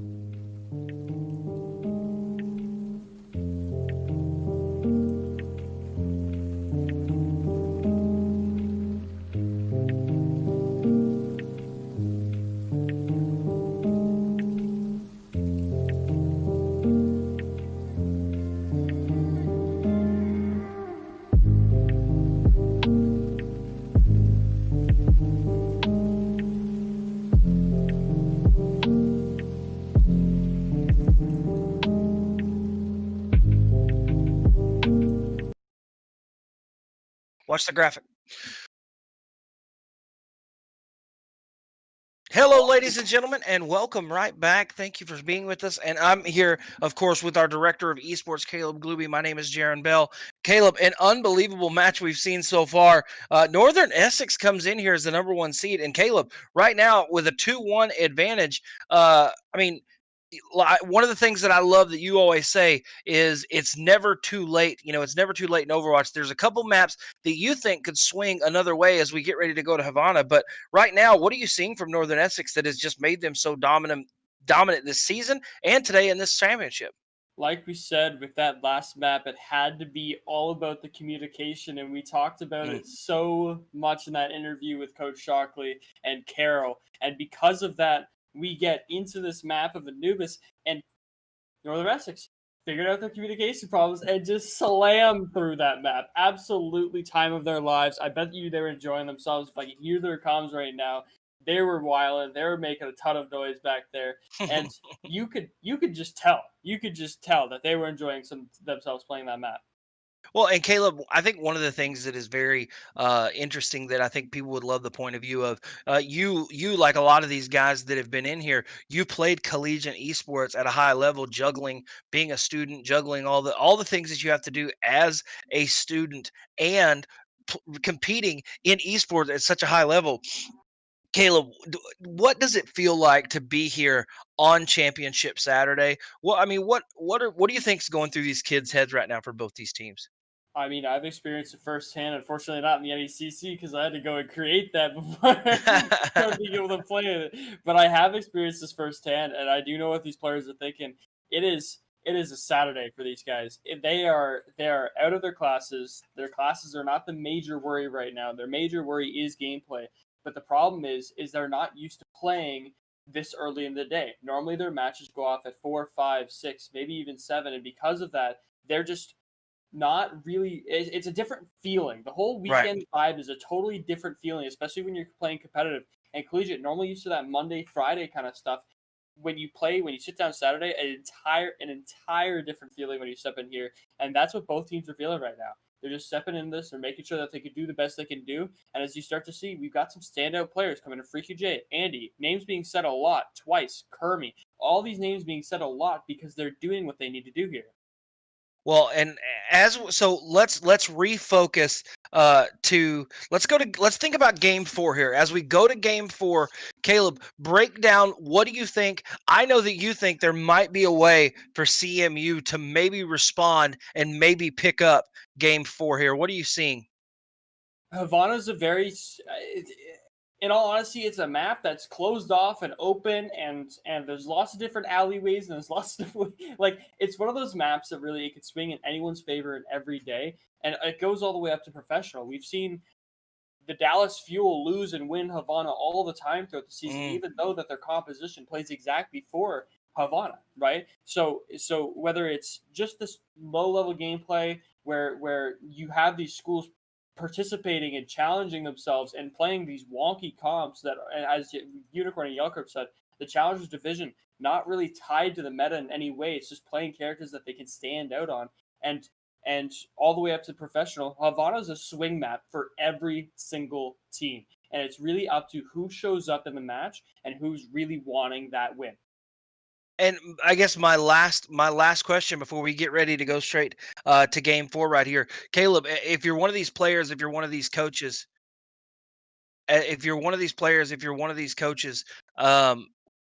what's different about a game, a best of 7 over your best of 5 that you've seen during the regular season? What do you take into account? What's the only thing that makes that difference? In all honesty, it's mental fortitude, and in all honesty, and it's different all the way up. It's when you're playing in a best of 5, when you're playing in a best of 3, you're thinking, all right, I just need to win the next map. In a best of 7, it's how do we win the maps that we know will win, because there's so many maps being played today, right? Oh. And granted, all of these players play competitive Overwatch, which means they're probably playing 7 maps back to back to back anyway. Right. But when you're doing it competitively, it's more mentally draining, and your team and your focus and everything about you is just, you have to focus on the next game, but also you have to focus on, hey, we're not that great on Anubis, so to say. We know we're not going to win Anubis. We need to go to Havana and absolutely dominate so we're back in this series. And that's what CMU has to be thinking right now. All right. Well, ladies and gentlemen, we're not going to waste any more of your time. We're going to let the teams know that they can get headed that way. And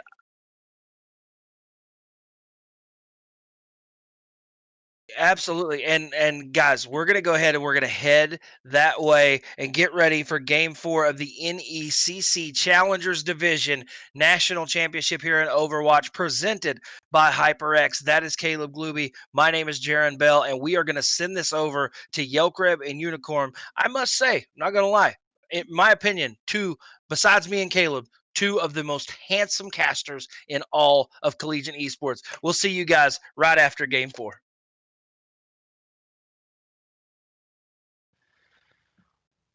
Yelk. I'm working on it, man. Here we go. There's our boy. We went from good casters to just handsome. Is that a downgrade? I'm not sure.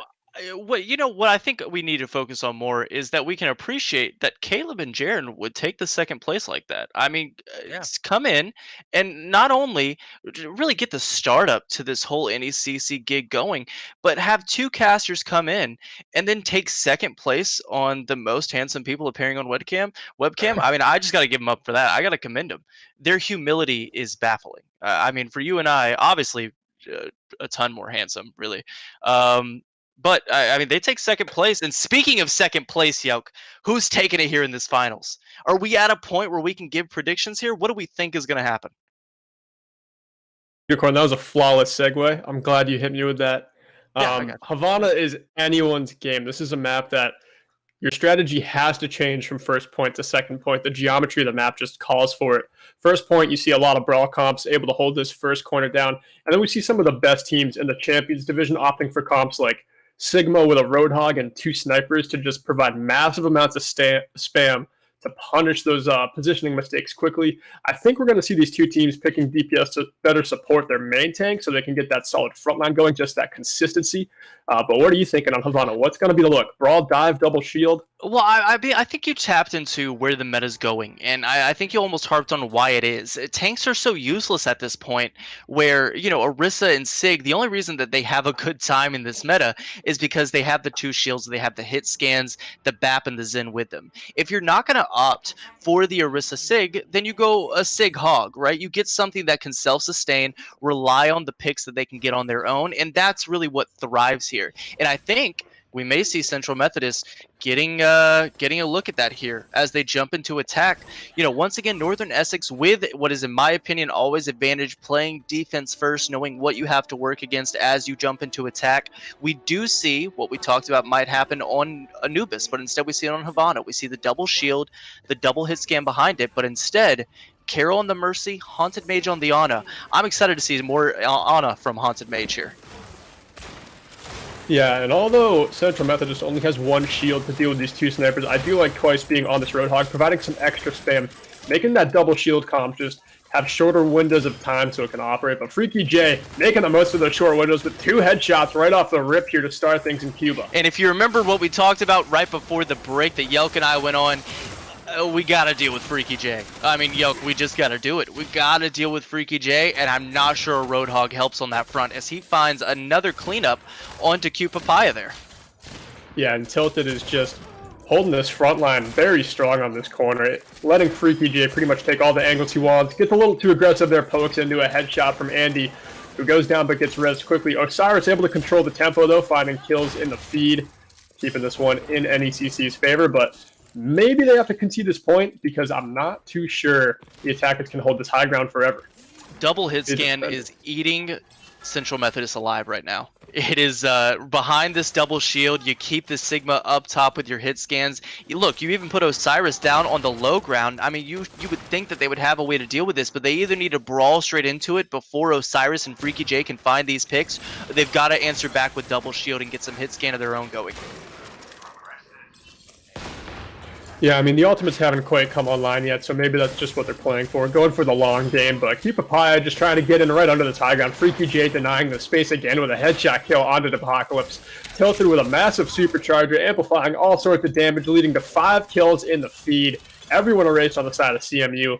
And so far, this NECC Knights team is holding Havana about as strong as he can on the first point. It's a depressing sight to watch a supercharged Bob run over Brutal's Ana there. That was unfortunate. Roadkill, the looks of Brutal. It's enough to make him switch to a Lucio, as he might have the same idea we did. Might be opting for a dive and just going straight to these hit scans before they have an opportunity to find some more heads. Yeah, and they do go over to that dive comp and Unicorn. If this works here, I would expect them to just play this the rest of the game. The tank's going right in onto Kermi, trying to get that pesky main tank off of the high ground. Freaky J falls to a Helix from Apocalypse. Kermi still running for his life, pocketed by that Valkyrie Mercy. Tilted goes down as well. Now Kermi has no other off tank left to support him. And it's just a brawl in the back line. Ultimate coming loose from Kermi only locks up the Mercy. Mitzi able to stay alive, at least for now. Kermi struggling to cling to this HP. Eventually does fall, but the dive works. Even when you're running into 2 shields, 2 snipers, they're getting this dive to work. Do they just run this no matter what the point is? I think they just run it for the whole series, and watch what happens. Like even as you're doing play-by-play, watch as when they jump in as Central Method is here, watch how Northern Essex just scatters, because it's difficult through Challenger Division to deal with them as they go in for this dive, and we're watching it happen. Northern Essex turns from a bunker comp into a dive of their own. Everyone goes to a separate place and they have no idea what they're doing. They're all lost. That's a great job just by this dive comp to disorganize the defense like they're doing. And right now we're seeing Twice primeling into the backline, trying to get these last stagger kills. Takes down Freaky J, and Kermi goes as well. Quick reset here for the defense, 3 minutes on the clock for the attackers. But this is a point where dive looks a lot stronger than it does on first point. It definitely does. It looks strong enough to where we'll see Kermi and Tilted head that way as well, as far as the dive. It's interesting to see Carol pair it with a Baptiste, but if the ammo can come in, and it needs to now as the blade comes out. Andy trying to do what work he can as Apocalypse trades out. Carol's Immortality Field taken down. Carol taken down as well, simultaneously with Haunted Mage and Kermi. The attacker still with all the momentum. Osiris trying to put a halt to it with a clutch dynamite. Freaky J finding the headshot on the Cupid, and the defense, somehow, some way, they've done it. It looks like it. Andy and Twice just a little bit too far forward. They end up finding a pick onto Osiris there, as it looks like they want to get out. Instead, they opt to continue pushing the cart. Tilted and Kermi here have to back up, wait for the rest of their team. I'll tell you what, Logan, take me on board with Freaky J. I want to see this high noon. It might be their only chance at defensive hold here. The Primal Rage coming through right now from Kirby, trying to batter everyone away, just discombobulate this attack, as it looks like Cupapaya not able to keep up with the pacing Kermi's putting on with this Primal Rage. The visor coming through from the Apocalypse, not quite the timing he was looking for, not able to find any kills, and going down to Kermi as well. He does, and it looks like Freaky J is still holding on to this Deadeye. They've got Tilted's bomb, the self-destruct here to pair with it. Its support ultimates are a little bit far behind, but so are Brutals and Mitzi's. We might have a little bit of a slow fight here. Go for some poke before things get aggressive again. Yeah, they've got to capture one of these high grounds first before they just go in with that dive. They can't let the defense spread out around these horseshoe high grounds and just take all the angles. Looking like the tanks are engaging right into the heart of this NECC team. Freaky J going down to Papaya. The self-destruct comes through. Can't find any kills in that corridor. Unable to. Another self-destruct flying in from Tilted. Able to find the Ana as Apocalypse goes down to Osiris. The blade coming through from Andy. Trying to carry their way through this fight right now. Dashes through Carol.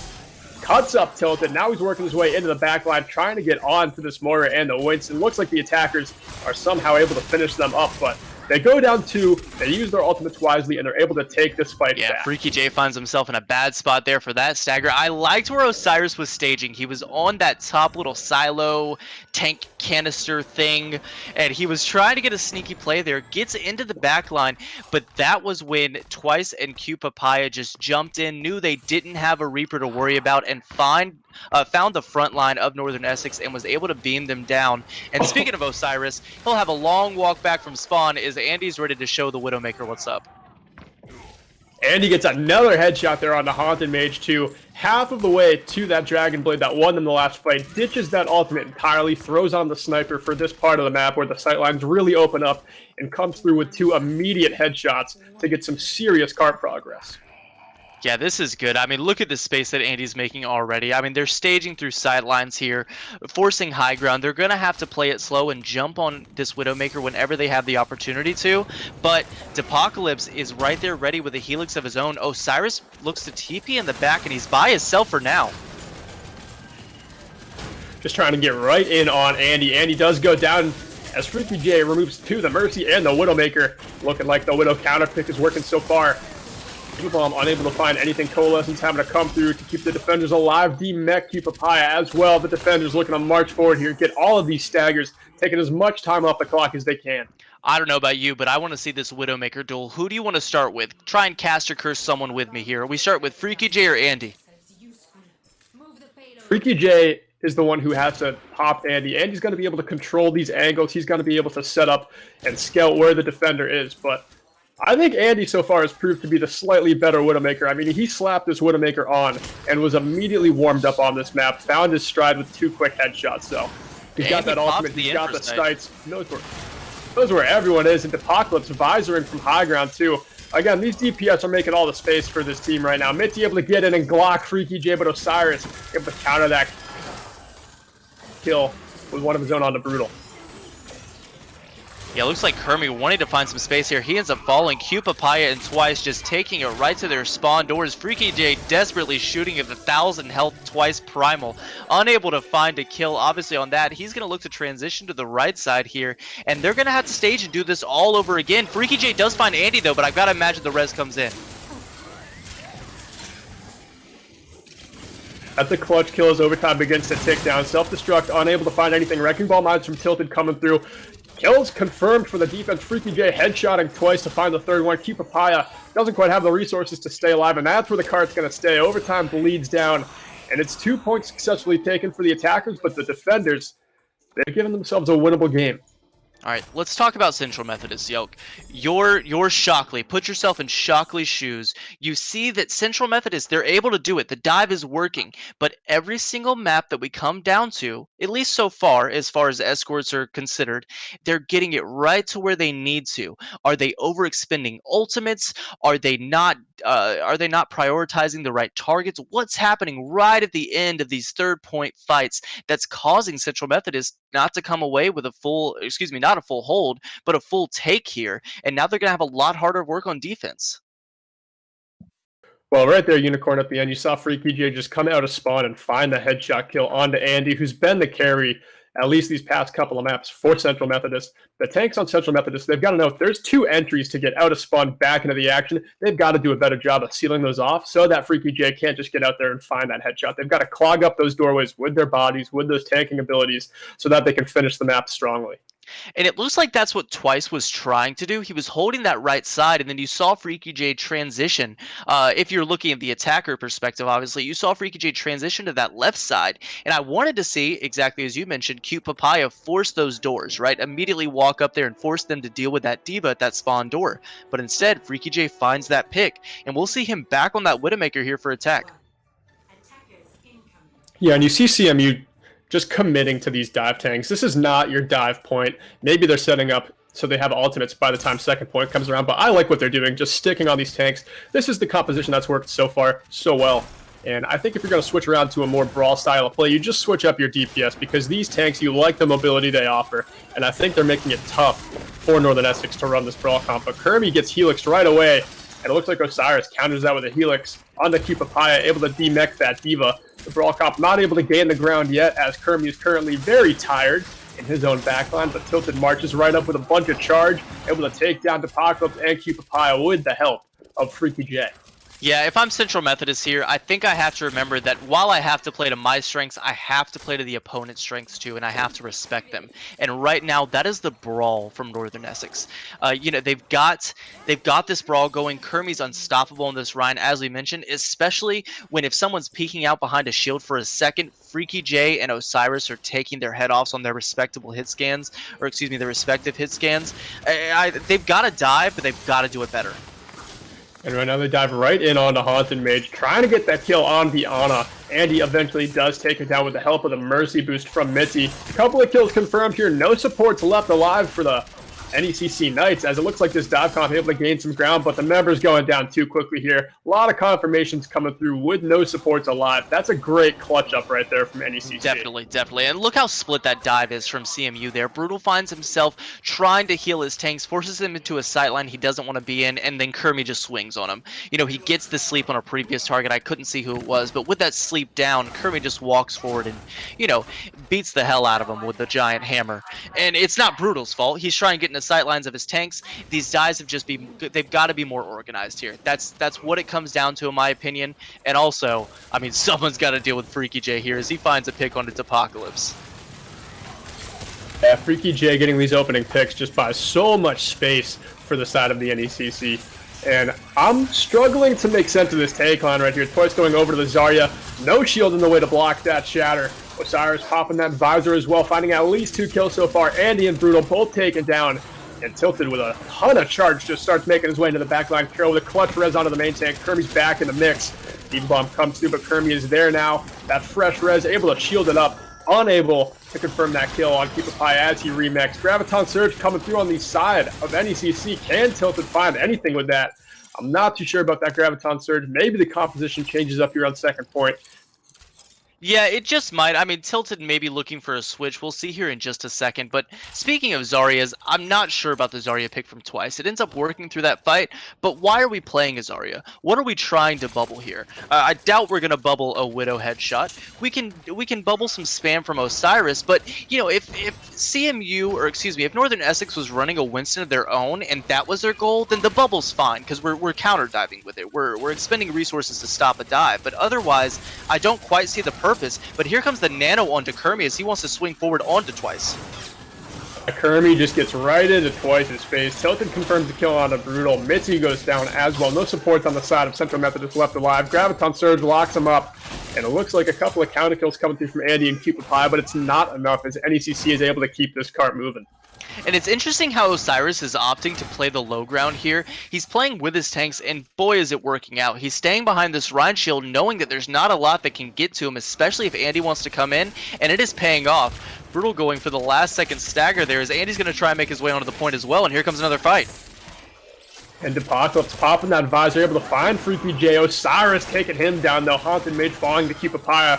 The pin through Twice might be what confirms this one. Has to block this Diva Bomb from his teammates. Carroll does explode to that bomb. Not what you want to see, but Keep a Paya is the last line of defense and will eventually go down to Tilted as NECC locks up the second point. 88 meters to go. How often do you find yourself in a ladder game just absolutely ecstatic that the defending team throws ultimates at a point you already know you've won? And NECC has got to be thinking the same thing here as they try and push this last street phase. They know Cute Papaya's down a bomb. They know a Graviton Surge is nowhere near close. They've got to push this street phase quickly, and they've got to do it with force because I'll tell you what, CMU has nothing to work with in the way of a defense.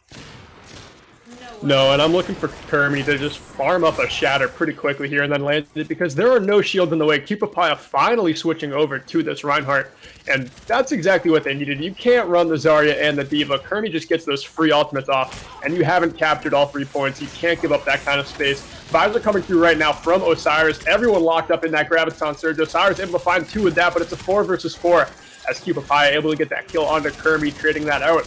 Now just trying to march this front line forward around this corner and claim this space back, but Carroll is just doing a lot of dirty work on this Lucio, trying to pop off and turn the enemy around, and that work does pay off as Freaky J finds that headshot kill on the Twice. The attackers gaining some more ground as Osiris finding another headshot kill on the Brutal. Keep a Pie and Apocalypse fall. Somehow the NECC Knights turn this one around. They find all the kills, but you know, Keep Pie did as much as he could marching forward on that front line. I'm not sure, Unicorn, how the brawl comp of NECC is working so well. I mean, Osiris and Freaky J carried that last fight. The Coalescence comes out for the side of Brutal. Andy ends up falling to Osiris himself. Osiris absolutely cleaning up with the Helix onto Apocalypse. NECC is able to take this, and that's 3-1. We're going to match point now as they take Havana. Yeah, they take Havana. It was a map I expected them to win as the better brawl team. You just got to give it to the better Ryan Zarya in this one. Kermie getting to play the game as deserved. But if you're CMU, I don't think you run that Diva Zarya again. I think if you're going to stick to dive, stick to dive. If you're going to go to brawl, go to brawl. But these hybrid comps with 2 off tanks was not the right look for them. Yeah, in that last fight, I mean, that could have looked good for Central Methodist, but Osiris finds the 2 picks with the visor, and then the larger amount of charge lived on twice. He had the higher charge as far as it was concerned with the 2 Zarias, and then Freaky J finds the pick in between those shields, and the fight fell apart from there. They dumped all of their resources into twice to keep that charge up on him. He was dealing so much damage, and then falling to that Widow headshot was detrimental, because not only did it stagger him, but it carried over into that last fight, as at that point Tilted had the higher charge, and that's how they ended up winning it. What map are we jumping into next? Because first of all, I want to get technical with it. I want to know if it's CMU's map pick. That's, I think, is what's important. Yeah, well, we're going to be going to Hollywood, and that is a map that definitely advantages the dive composition. So CMU is looking good here, but they can't give up on this dive comp if it doesn't work for a fight or two. I think they've got to stick with it, play the long game. It's worked so well for them, and this is a map they can really take advantage of. And Logan, if you could confirm for us if CMU picked Hollywood, I'd love to know. And while we're finding that information out, I think if they did pick it, I think obviously they're opting to dive here. Even if they didn't, I think they've realized that it's their strength. Unfortunately, we've gotten word that NECC picks Hollywood. So, I mean, let's talk about it for them. Maybe it's not unfortunate because we're not biased here, right? We're coming into a map that's match point. Northern Essex picks the map. It's Hollywood. But they've had trouble dealing with Central Methodist dive. Do you think they just continue to brawl into it? Because once you jump on Hollywood, once you get streets phase, think about that high ground for a dive team in comparison to a brawl team. It's going to be a lot harder to hold.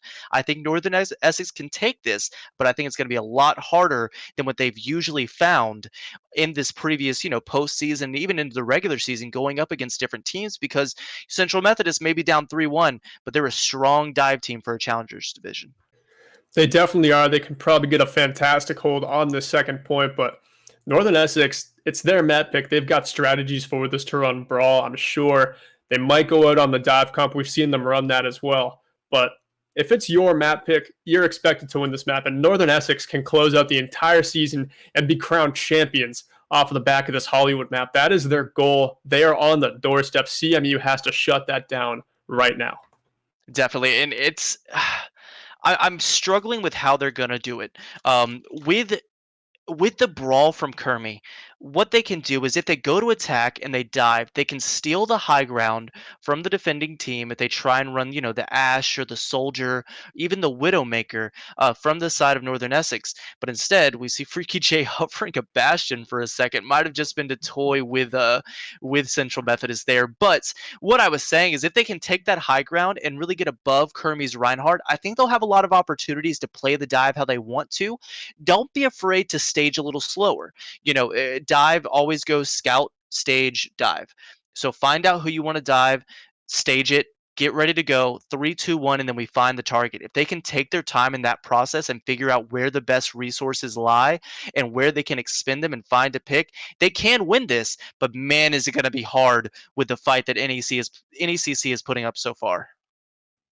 And I like how NECC does start on the brawl comp here. It's going to force CMU, if they're running dive, to run it creatively. They're not letting a lot of members of their team split off too far from this brawl comp. They're not making that vulnerable target so obvious to dive. And I think with Andy and Apocalypse on these mobile heroes that allow a lot of burst damage, the Tracer and the Reaper, they're probably looking to close in right on Kermie. But Osiris on the McCree, he's got a stun for it. Haunted Mage has a ton of cooldowns to just keep on supporting Kermie. I'm not too sure it's going to take a clutch hack and then some serious burst damage from the Apocalypse to burst down Kermie if he is the focus. Yeah, I don't think Kermie can be the focus. I think they need to wait for a Sleep Dart to come out and then find Haunted Mage. A Mercy's not going to be enough to keep her up. As Brutal and Mitzi and Andy and Apocalypse, they can all get there onto Haunted Mage rather quickly. But an early sleep does come on to Apocalypse, and look, they immediately want to jump forward here.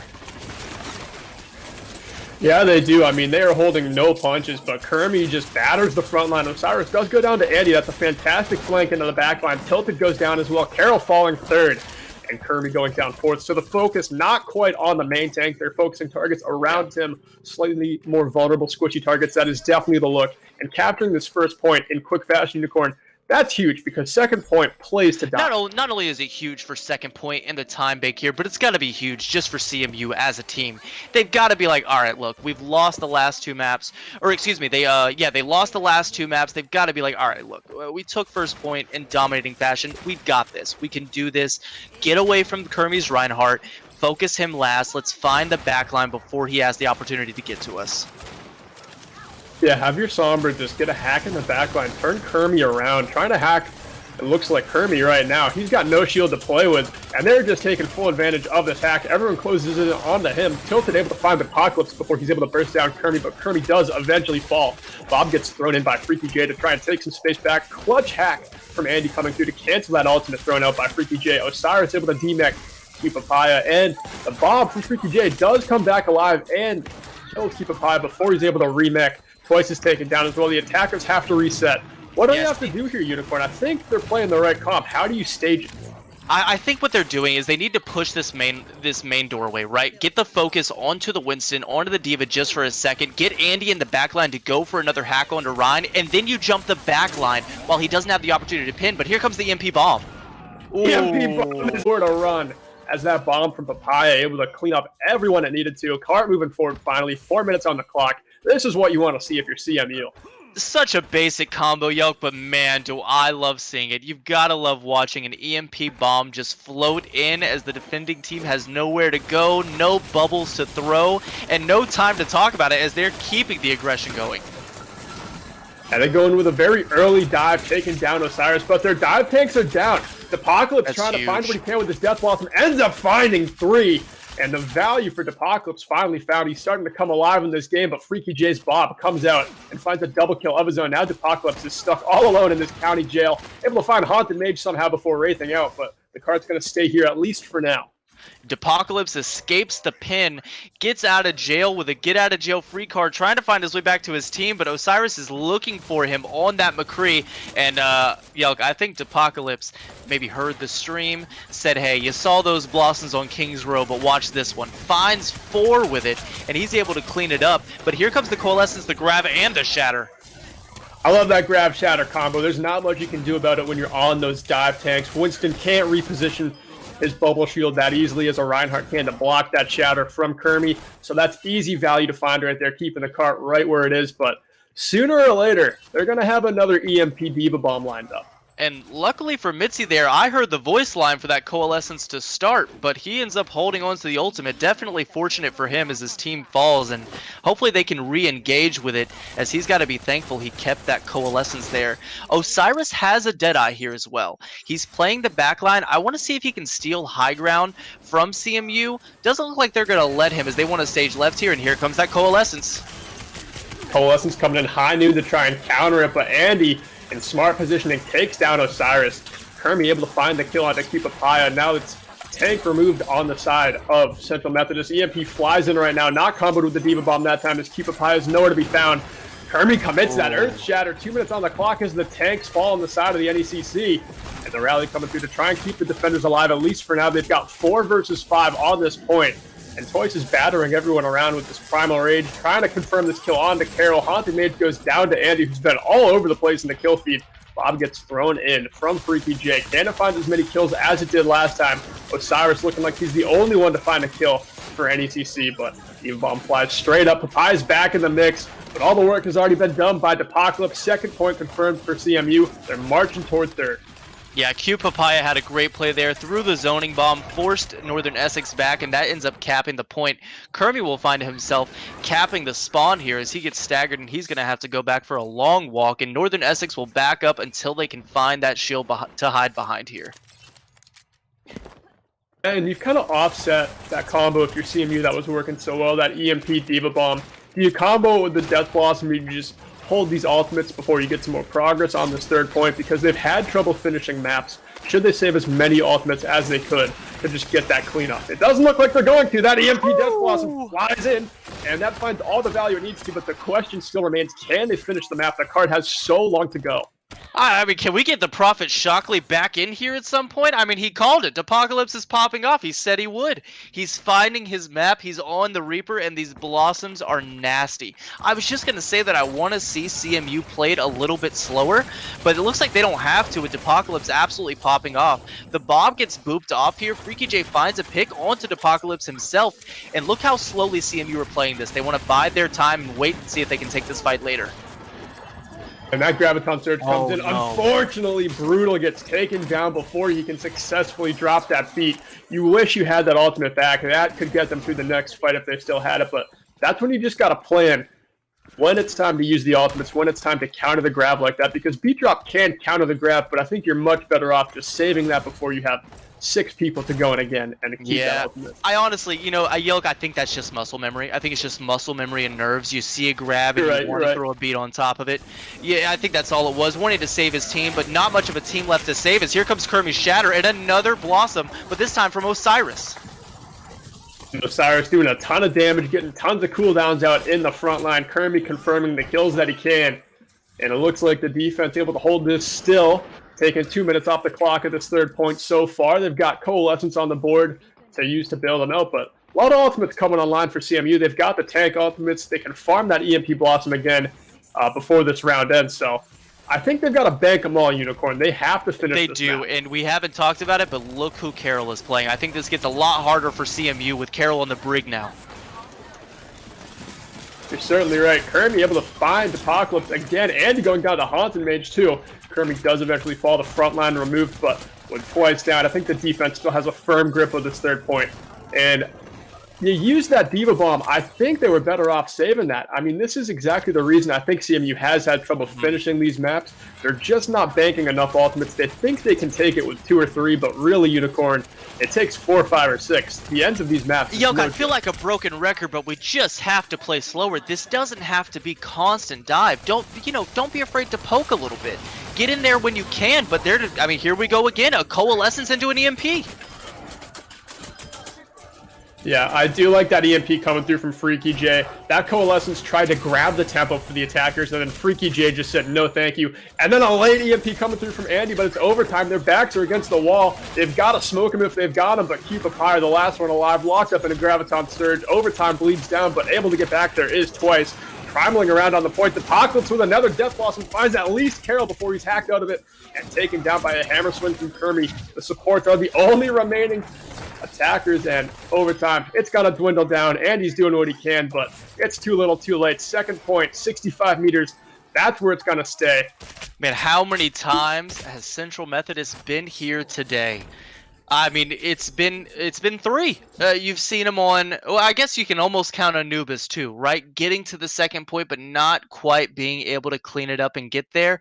4 times today, we're just using ultimates, not quite at the right time. They're there, right? They're organized as a team. The dives are in the right spot, but that ultimate bank, that ultimate economy that they rely so much on in dive is not going in their favor with these ultimates, and it could lead to the championship here, to the finals, going to the way of Northern Essex, as all they have to do is get halfway through point 3 and they've got the trophy in their hands.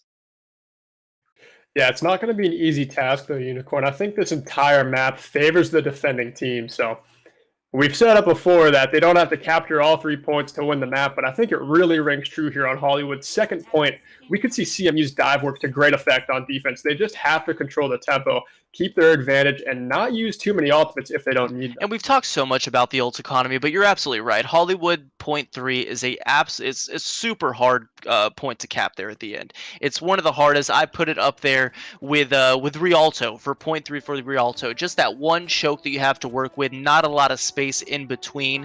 And Northern Essex definitely has their work cut out for them, but man, they've got to be right. They're tasting it at this point, Yoke. They're so close to that finals. Excuse me, not to that finals, to that championship. They've got it. They're 1 game away, half a round away, really.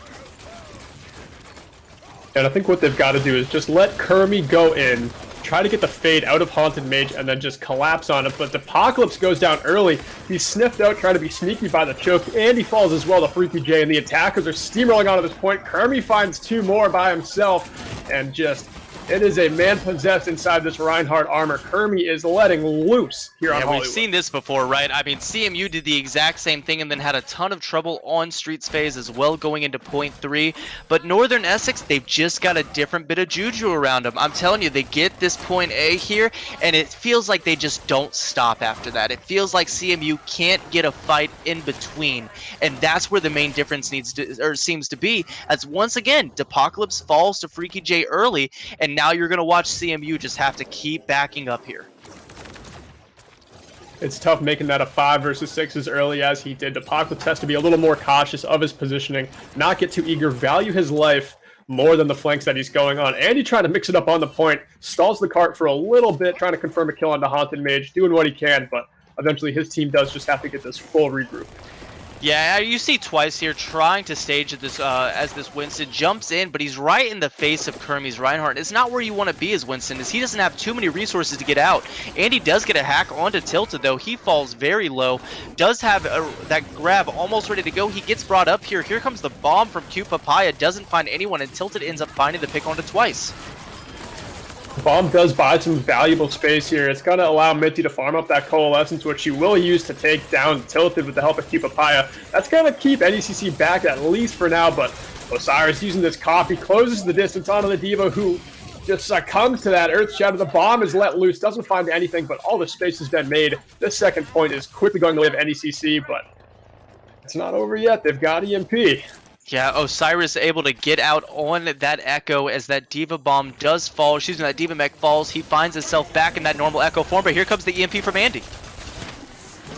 That makes Kermie's life a living hell, but the B Huge drop in the clutch from Carroll saves his life. Tilted with a 3K in the feed. Q Papaya struggling to cling to his HP and stay in this mech. Eventually does go down here. Looks like Carroll doing the work in there. Carroll just must have become a shot caller after that interview, because things have just turned around for NECC as they lock up this second point. Yelp, did you know that Northern Essex picked this map? I don't know if you could tell by the way this game is going, but this is their map pick. I just figured I'd remind you. And I think we're seeing why, as Osiris and Tilted are absolutely carrying this game while being speed boosted around by Carroll. This Zarya Echo combo is unrelenting.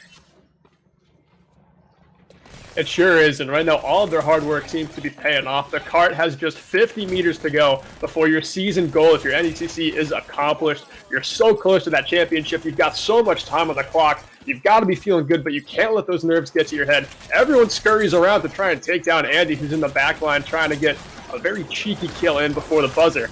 It looks like the main tank's finally engaging here as Kirby just closes the distance onto the Winston. Apocalypse lets that Death Blossom loose, but can't quite find any kills with the Blossom. This could be it. Unable to bring it. Kirby does confirm the kill on the Twice. Coalescence gets popped for the attackers. They've got 3 kills. They've got the advantage. Q Papaya's hacked, has to throw that bomb out.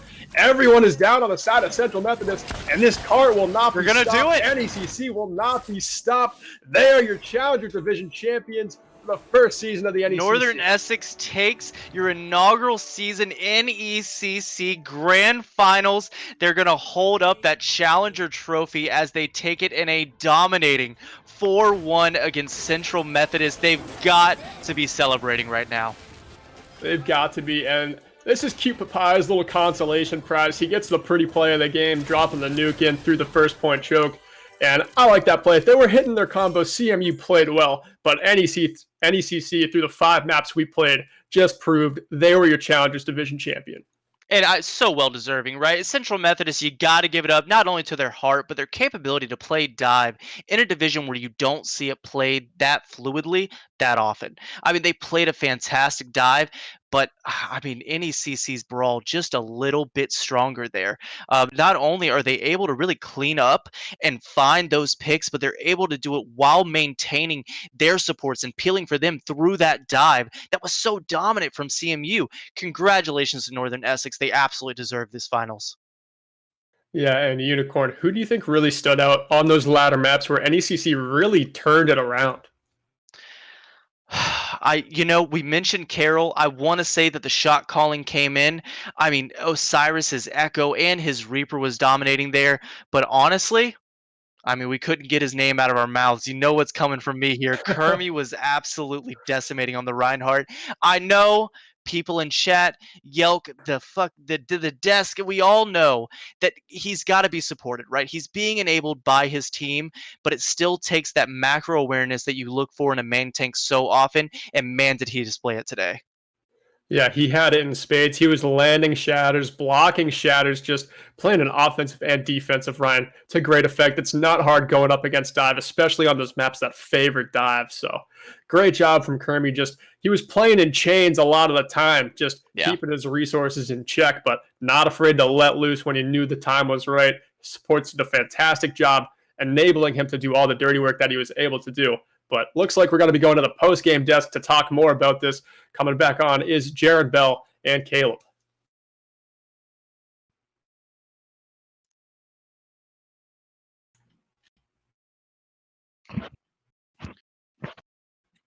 Ladies and gentlemen, my goodness, Caleb, how many champions? We've got a lot of champions to crown this weekend, but we have crowned another one in Northern Essex Community College, the Challengers Division, Overwatch.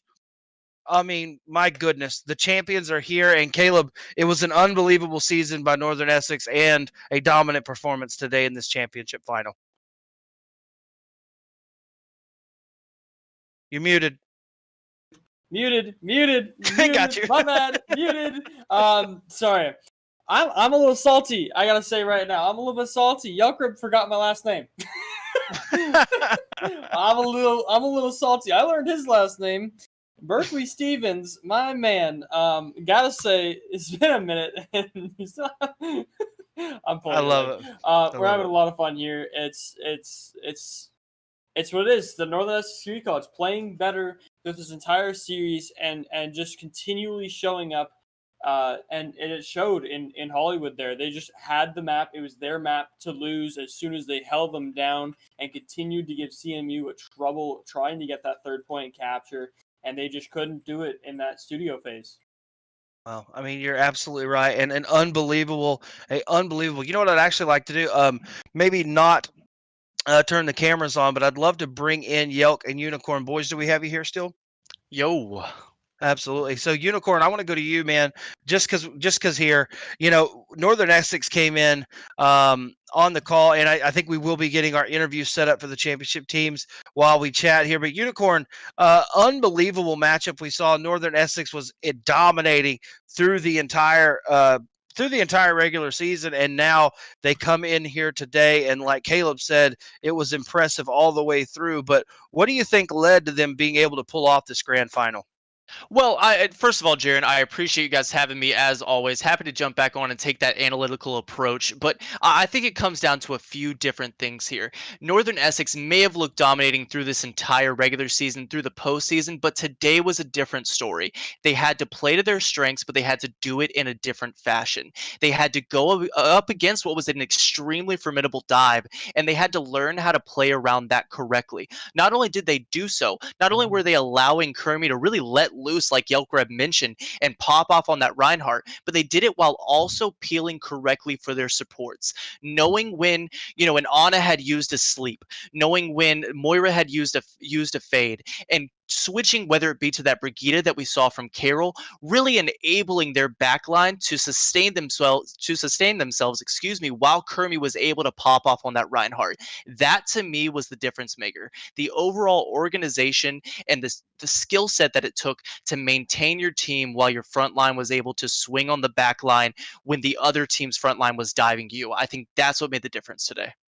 Well, and I tell you what, I could not agree more. And now we are joined by the Northern Essex Community College Overwatch team. Guys, look, let me be the first one to say it. You are the NECC Challengers Division National Champion, brought to you by HyperX. Congratulations to all you guys. Thank you. Thank you. I love how I got I love how I get a Congrats on a national title. Thanks. You're speechless. Hey man, You're I'm kind of speechless, eating Jaron. food. I love it. I love it. Listen, we're gonna break down some questions for a lot of you.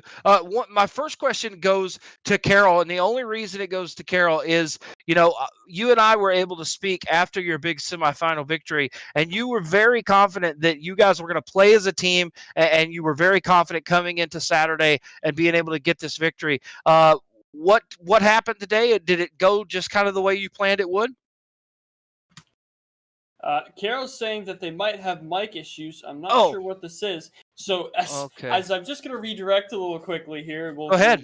We'll rerun with that question. Freaky J unable to make the comments today as he did have to run to work immediately after that match. But how did you guys play She around Freaky might J? be AFK from the looks of it. Carol? No, Carol's sending me Wait, messages me? right now. Yes, she. Yeah. Oh, I your can't mic hear- works.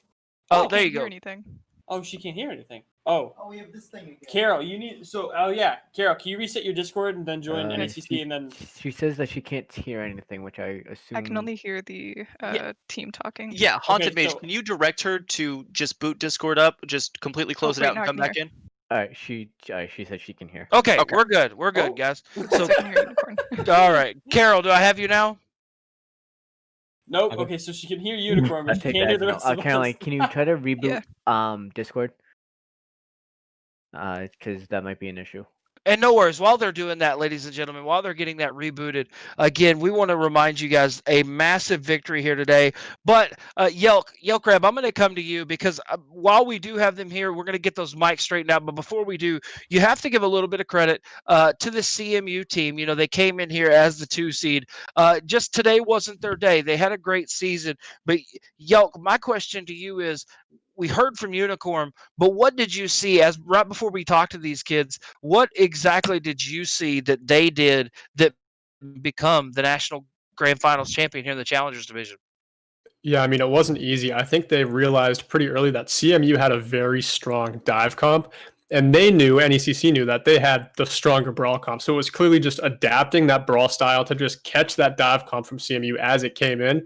Forgive me if I'm wrong, but I'm sure that's how the shot calling shifted as well. Carol can probably speak more to that. You were talking in the interview about how shot calling maybe was a small issue for your team after those first couple of maps. So what did you guys change to just start catching that dive and running that brawl so effectively? I think a lot of it was peeling for the ports in the back line. We had a big issue with Haunted Mage getting picked off early. Us being unable to support him in the back. I think that was a big factor. And then also just being able to call out priority targets as we rushed in. Well, an unbelievable matchup. You know what, Unicorn, you were able to say, and you said a lot of these kids' names, but I'd love to hear what are you feeling right now? Especially we see Kermie in here as well. We heard his name a lot. Unicorn, what do you have for the NECC team here? I want to go back to Carol here if I can, because I'm curious on that last Hollywood game. Was Brigida a permanent strat? Was it already ready to come in, or was that just you guys organizing, kind of calling on the fly there, knowing that that was what it took to, as you mentioned, peel for Haunted Mage on that Ana and really protect that back line? Where did the Brigida pick come in for the team and on your end? Honestly, I had been hoping to not have to switch to Brigida, but they kind of pulled my hand there. With the dive comp, I realized that was something that was going to need to have to come out because our backline just wasn't strong enough to handle the being dived constantly. Definitely. And can I get my boy Kermie in here? Kermie, can you hear me? Yes, sir. Hey, there he is on the Reinhardt, my main man. All right, I can't go to a specific play. I can't go to a specific map. Walk me through what you're feeling there as that main tank. We've all been in a position where we're playing Reinhardt against a dive, and it's extremely hard, especially with Andy looking to land those hacks on you from behind on Hollywood and stop you from pinning back into your backline to help them out. Where was your head at as that Reinhardt? Are you just swinging and being directed by your team to keep focusing their back line, or were you looking to peel back for your supports as well? What was your head at as you let loose on a ton of different plays there? So yeah, I'm really confident on my Ryan. So I was literally just looking to out Ryan the other Ryan. But yeah, no, it's so much easier to pop off when you have such a support group that I have here. Really good speed boosts, and Lucio Haunted is always pocketing me really hard. Great bubbles. Also Freaky getting picks before the fight even starts. Like it's really easy after that to just roll.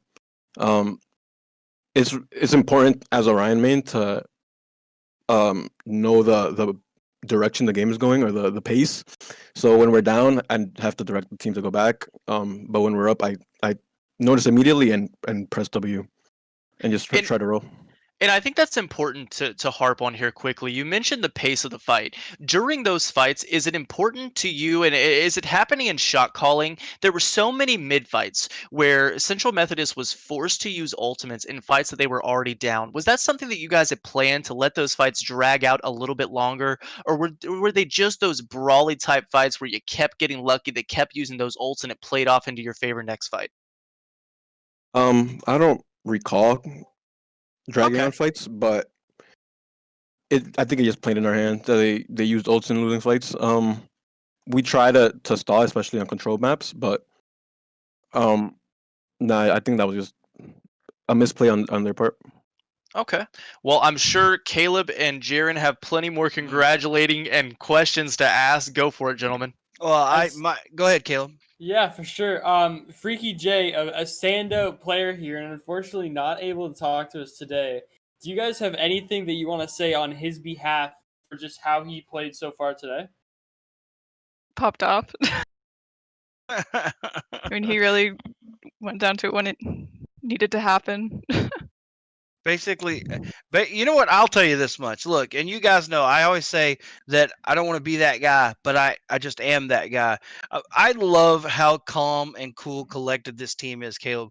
That we have never, they've never broken a sweat. It seems like for this entire tournament. And basically, you hear Kermie, you hear Carol, and basically what they said is, "Look, guys, we're cracked. It is what it is." Like unbelievable matchup, guys. Any shout outs that you want to give, any shout outs to anyone, whether it's your team, your school, family, anything from each one of you? Do you have any shout outs? Shout out to Kenzie. I'm gonna shout out Alex Fabled. He's on our team too. He helped us get here. He played in the semifinals. Yep, and Jeremy. Alex played in the semifinals. He helped us get here. He couldn't make it today, but he was a big part of the team. Carol? Also, shout out to Christian in the chat. All right. I see you, Christian in the chat. Repping NECC. One more thing. I've got a question. One last question for me. What are you guys doing with the championship victory? Like, how are you guys gonna celebrate tonight? What's the plan? I'm eating a salad right now. Of course you are, Cyrus. Hey man, this salad's pretty bomb. A little peek into our comms this right now. Yeah, I'm probably queuing up for comp. Probably eating some Yeah, that is true. We're probably gonna queue up for comp and try like get up in our SR. Ladies and gentlemen, may I introduce you to the 2020 NECC, that's our NECC, the NECC inaugural Challengers Division Grand Final winner, the national champions in the Challengers Division. Big shout out to Northern Essex Community College. Guys, congratulations. Enjoy the rest of your day. And again, you guys are the best. We're going to send you over to that other voice channel. We will have something for you guys over here very shortly. Thank you. Thank you. Thank you. See you guys. Congrats. Thanks. All right. But while I still have Yelk and Unicorn here, guys, look, I'd love to just do this. I'd love to wrap up. You guys here at the I mean, Yelk, break down. You and I did a lot of this Overwatch. Break down the Challengers Division and what you saw here in the Challengers Division at the NECC.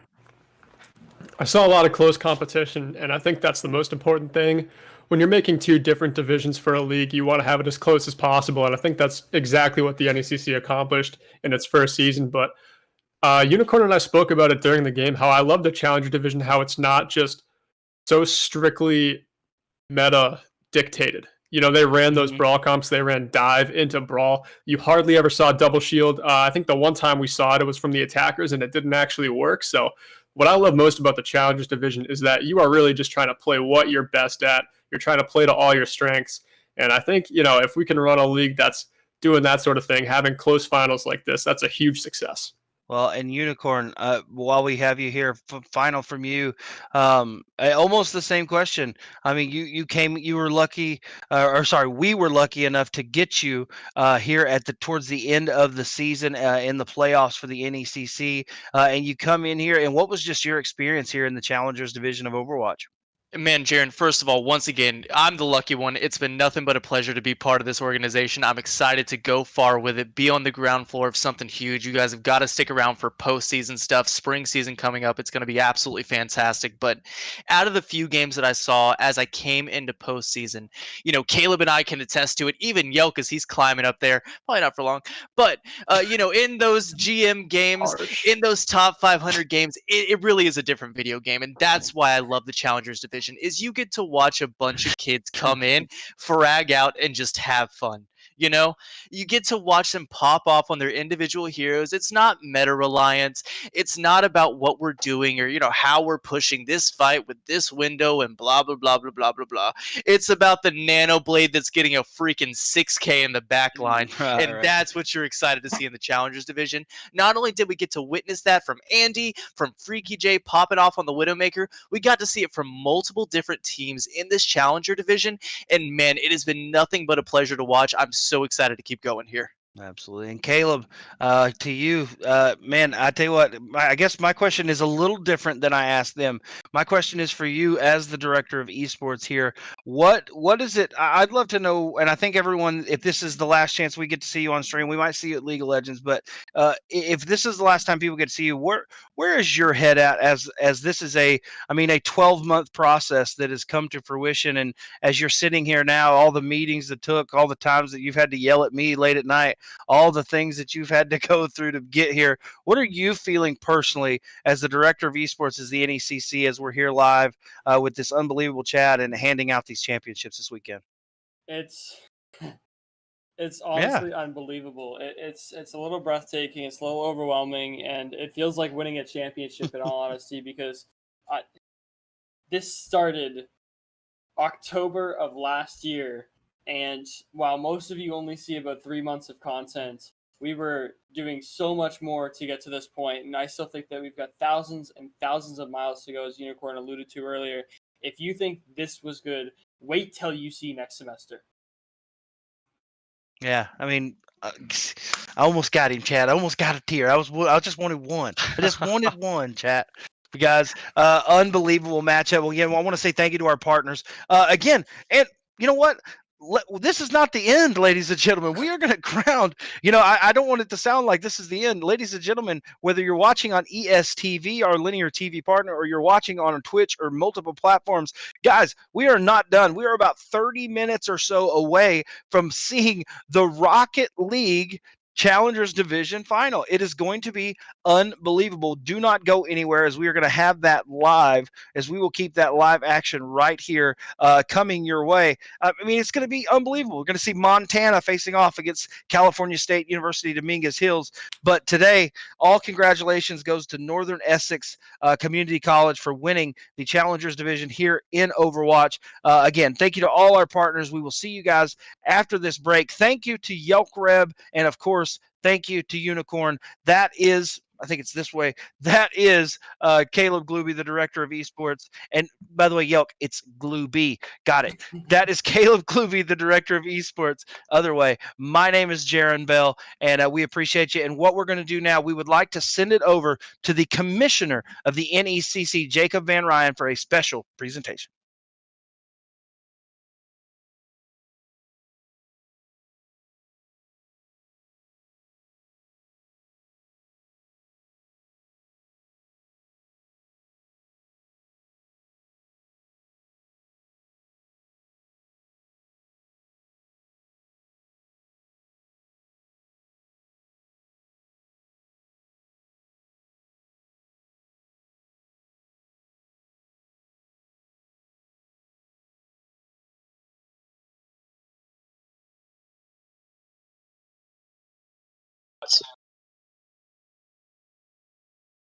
It's my distinct pleasure on behalf of everyone here at the NECC to present a nice trophy to another NECC, our friends from Northern Essex Community College, our 2020, our inaugural Challengers Division champions. Guys, congratulations. Awesome, awesome, awesome day. Awesome performance. Best team all season. You complete the perfect campaign. Congratulations. Thank you. Thank you. That'll do it for this broadcast. Again, as Jaron said, coming up at the top of the hour, about 30 minutes from right now, we'll head to Rocket League. It's the top seed Montana against the third-seeded Cal State Dominguez Hills. Can the Toros win 2 titles? They got one last night in Valorant. They get a chance for another one in Rocket League, but it'll be a tough chore as they take on the top-seeded Grizzlies from the University of Montana. On behalf of everyone that made this broadcast possible, Jacob Enlon saying so long. We'll talk to you in about 30 minutes from right now as we get set for the Challengers Division Rocket League Championship. Thanks a lot. We'll talk to you soon.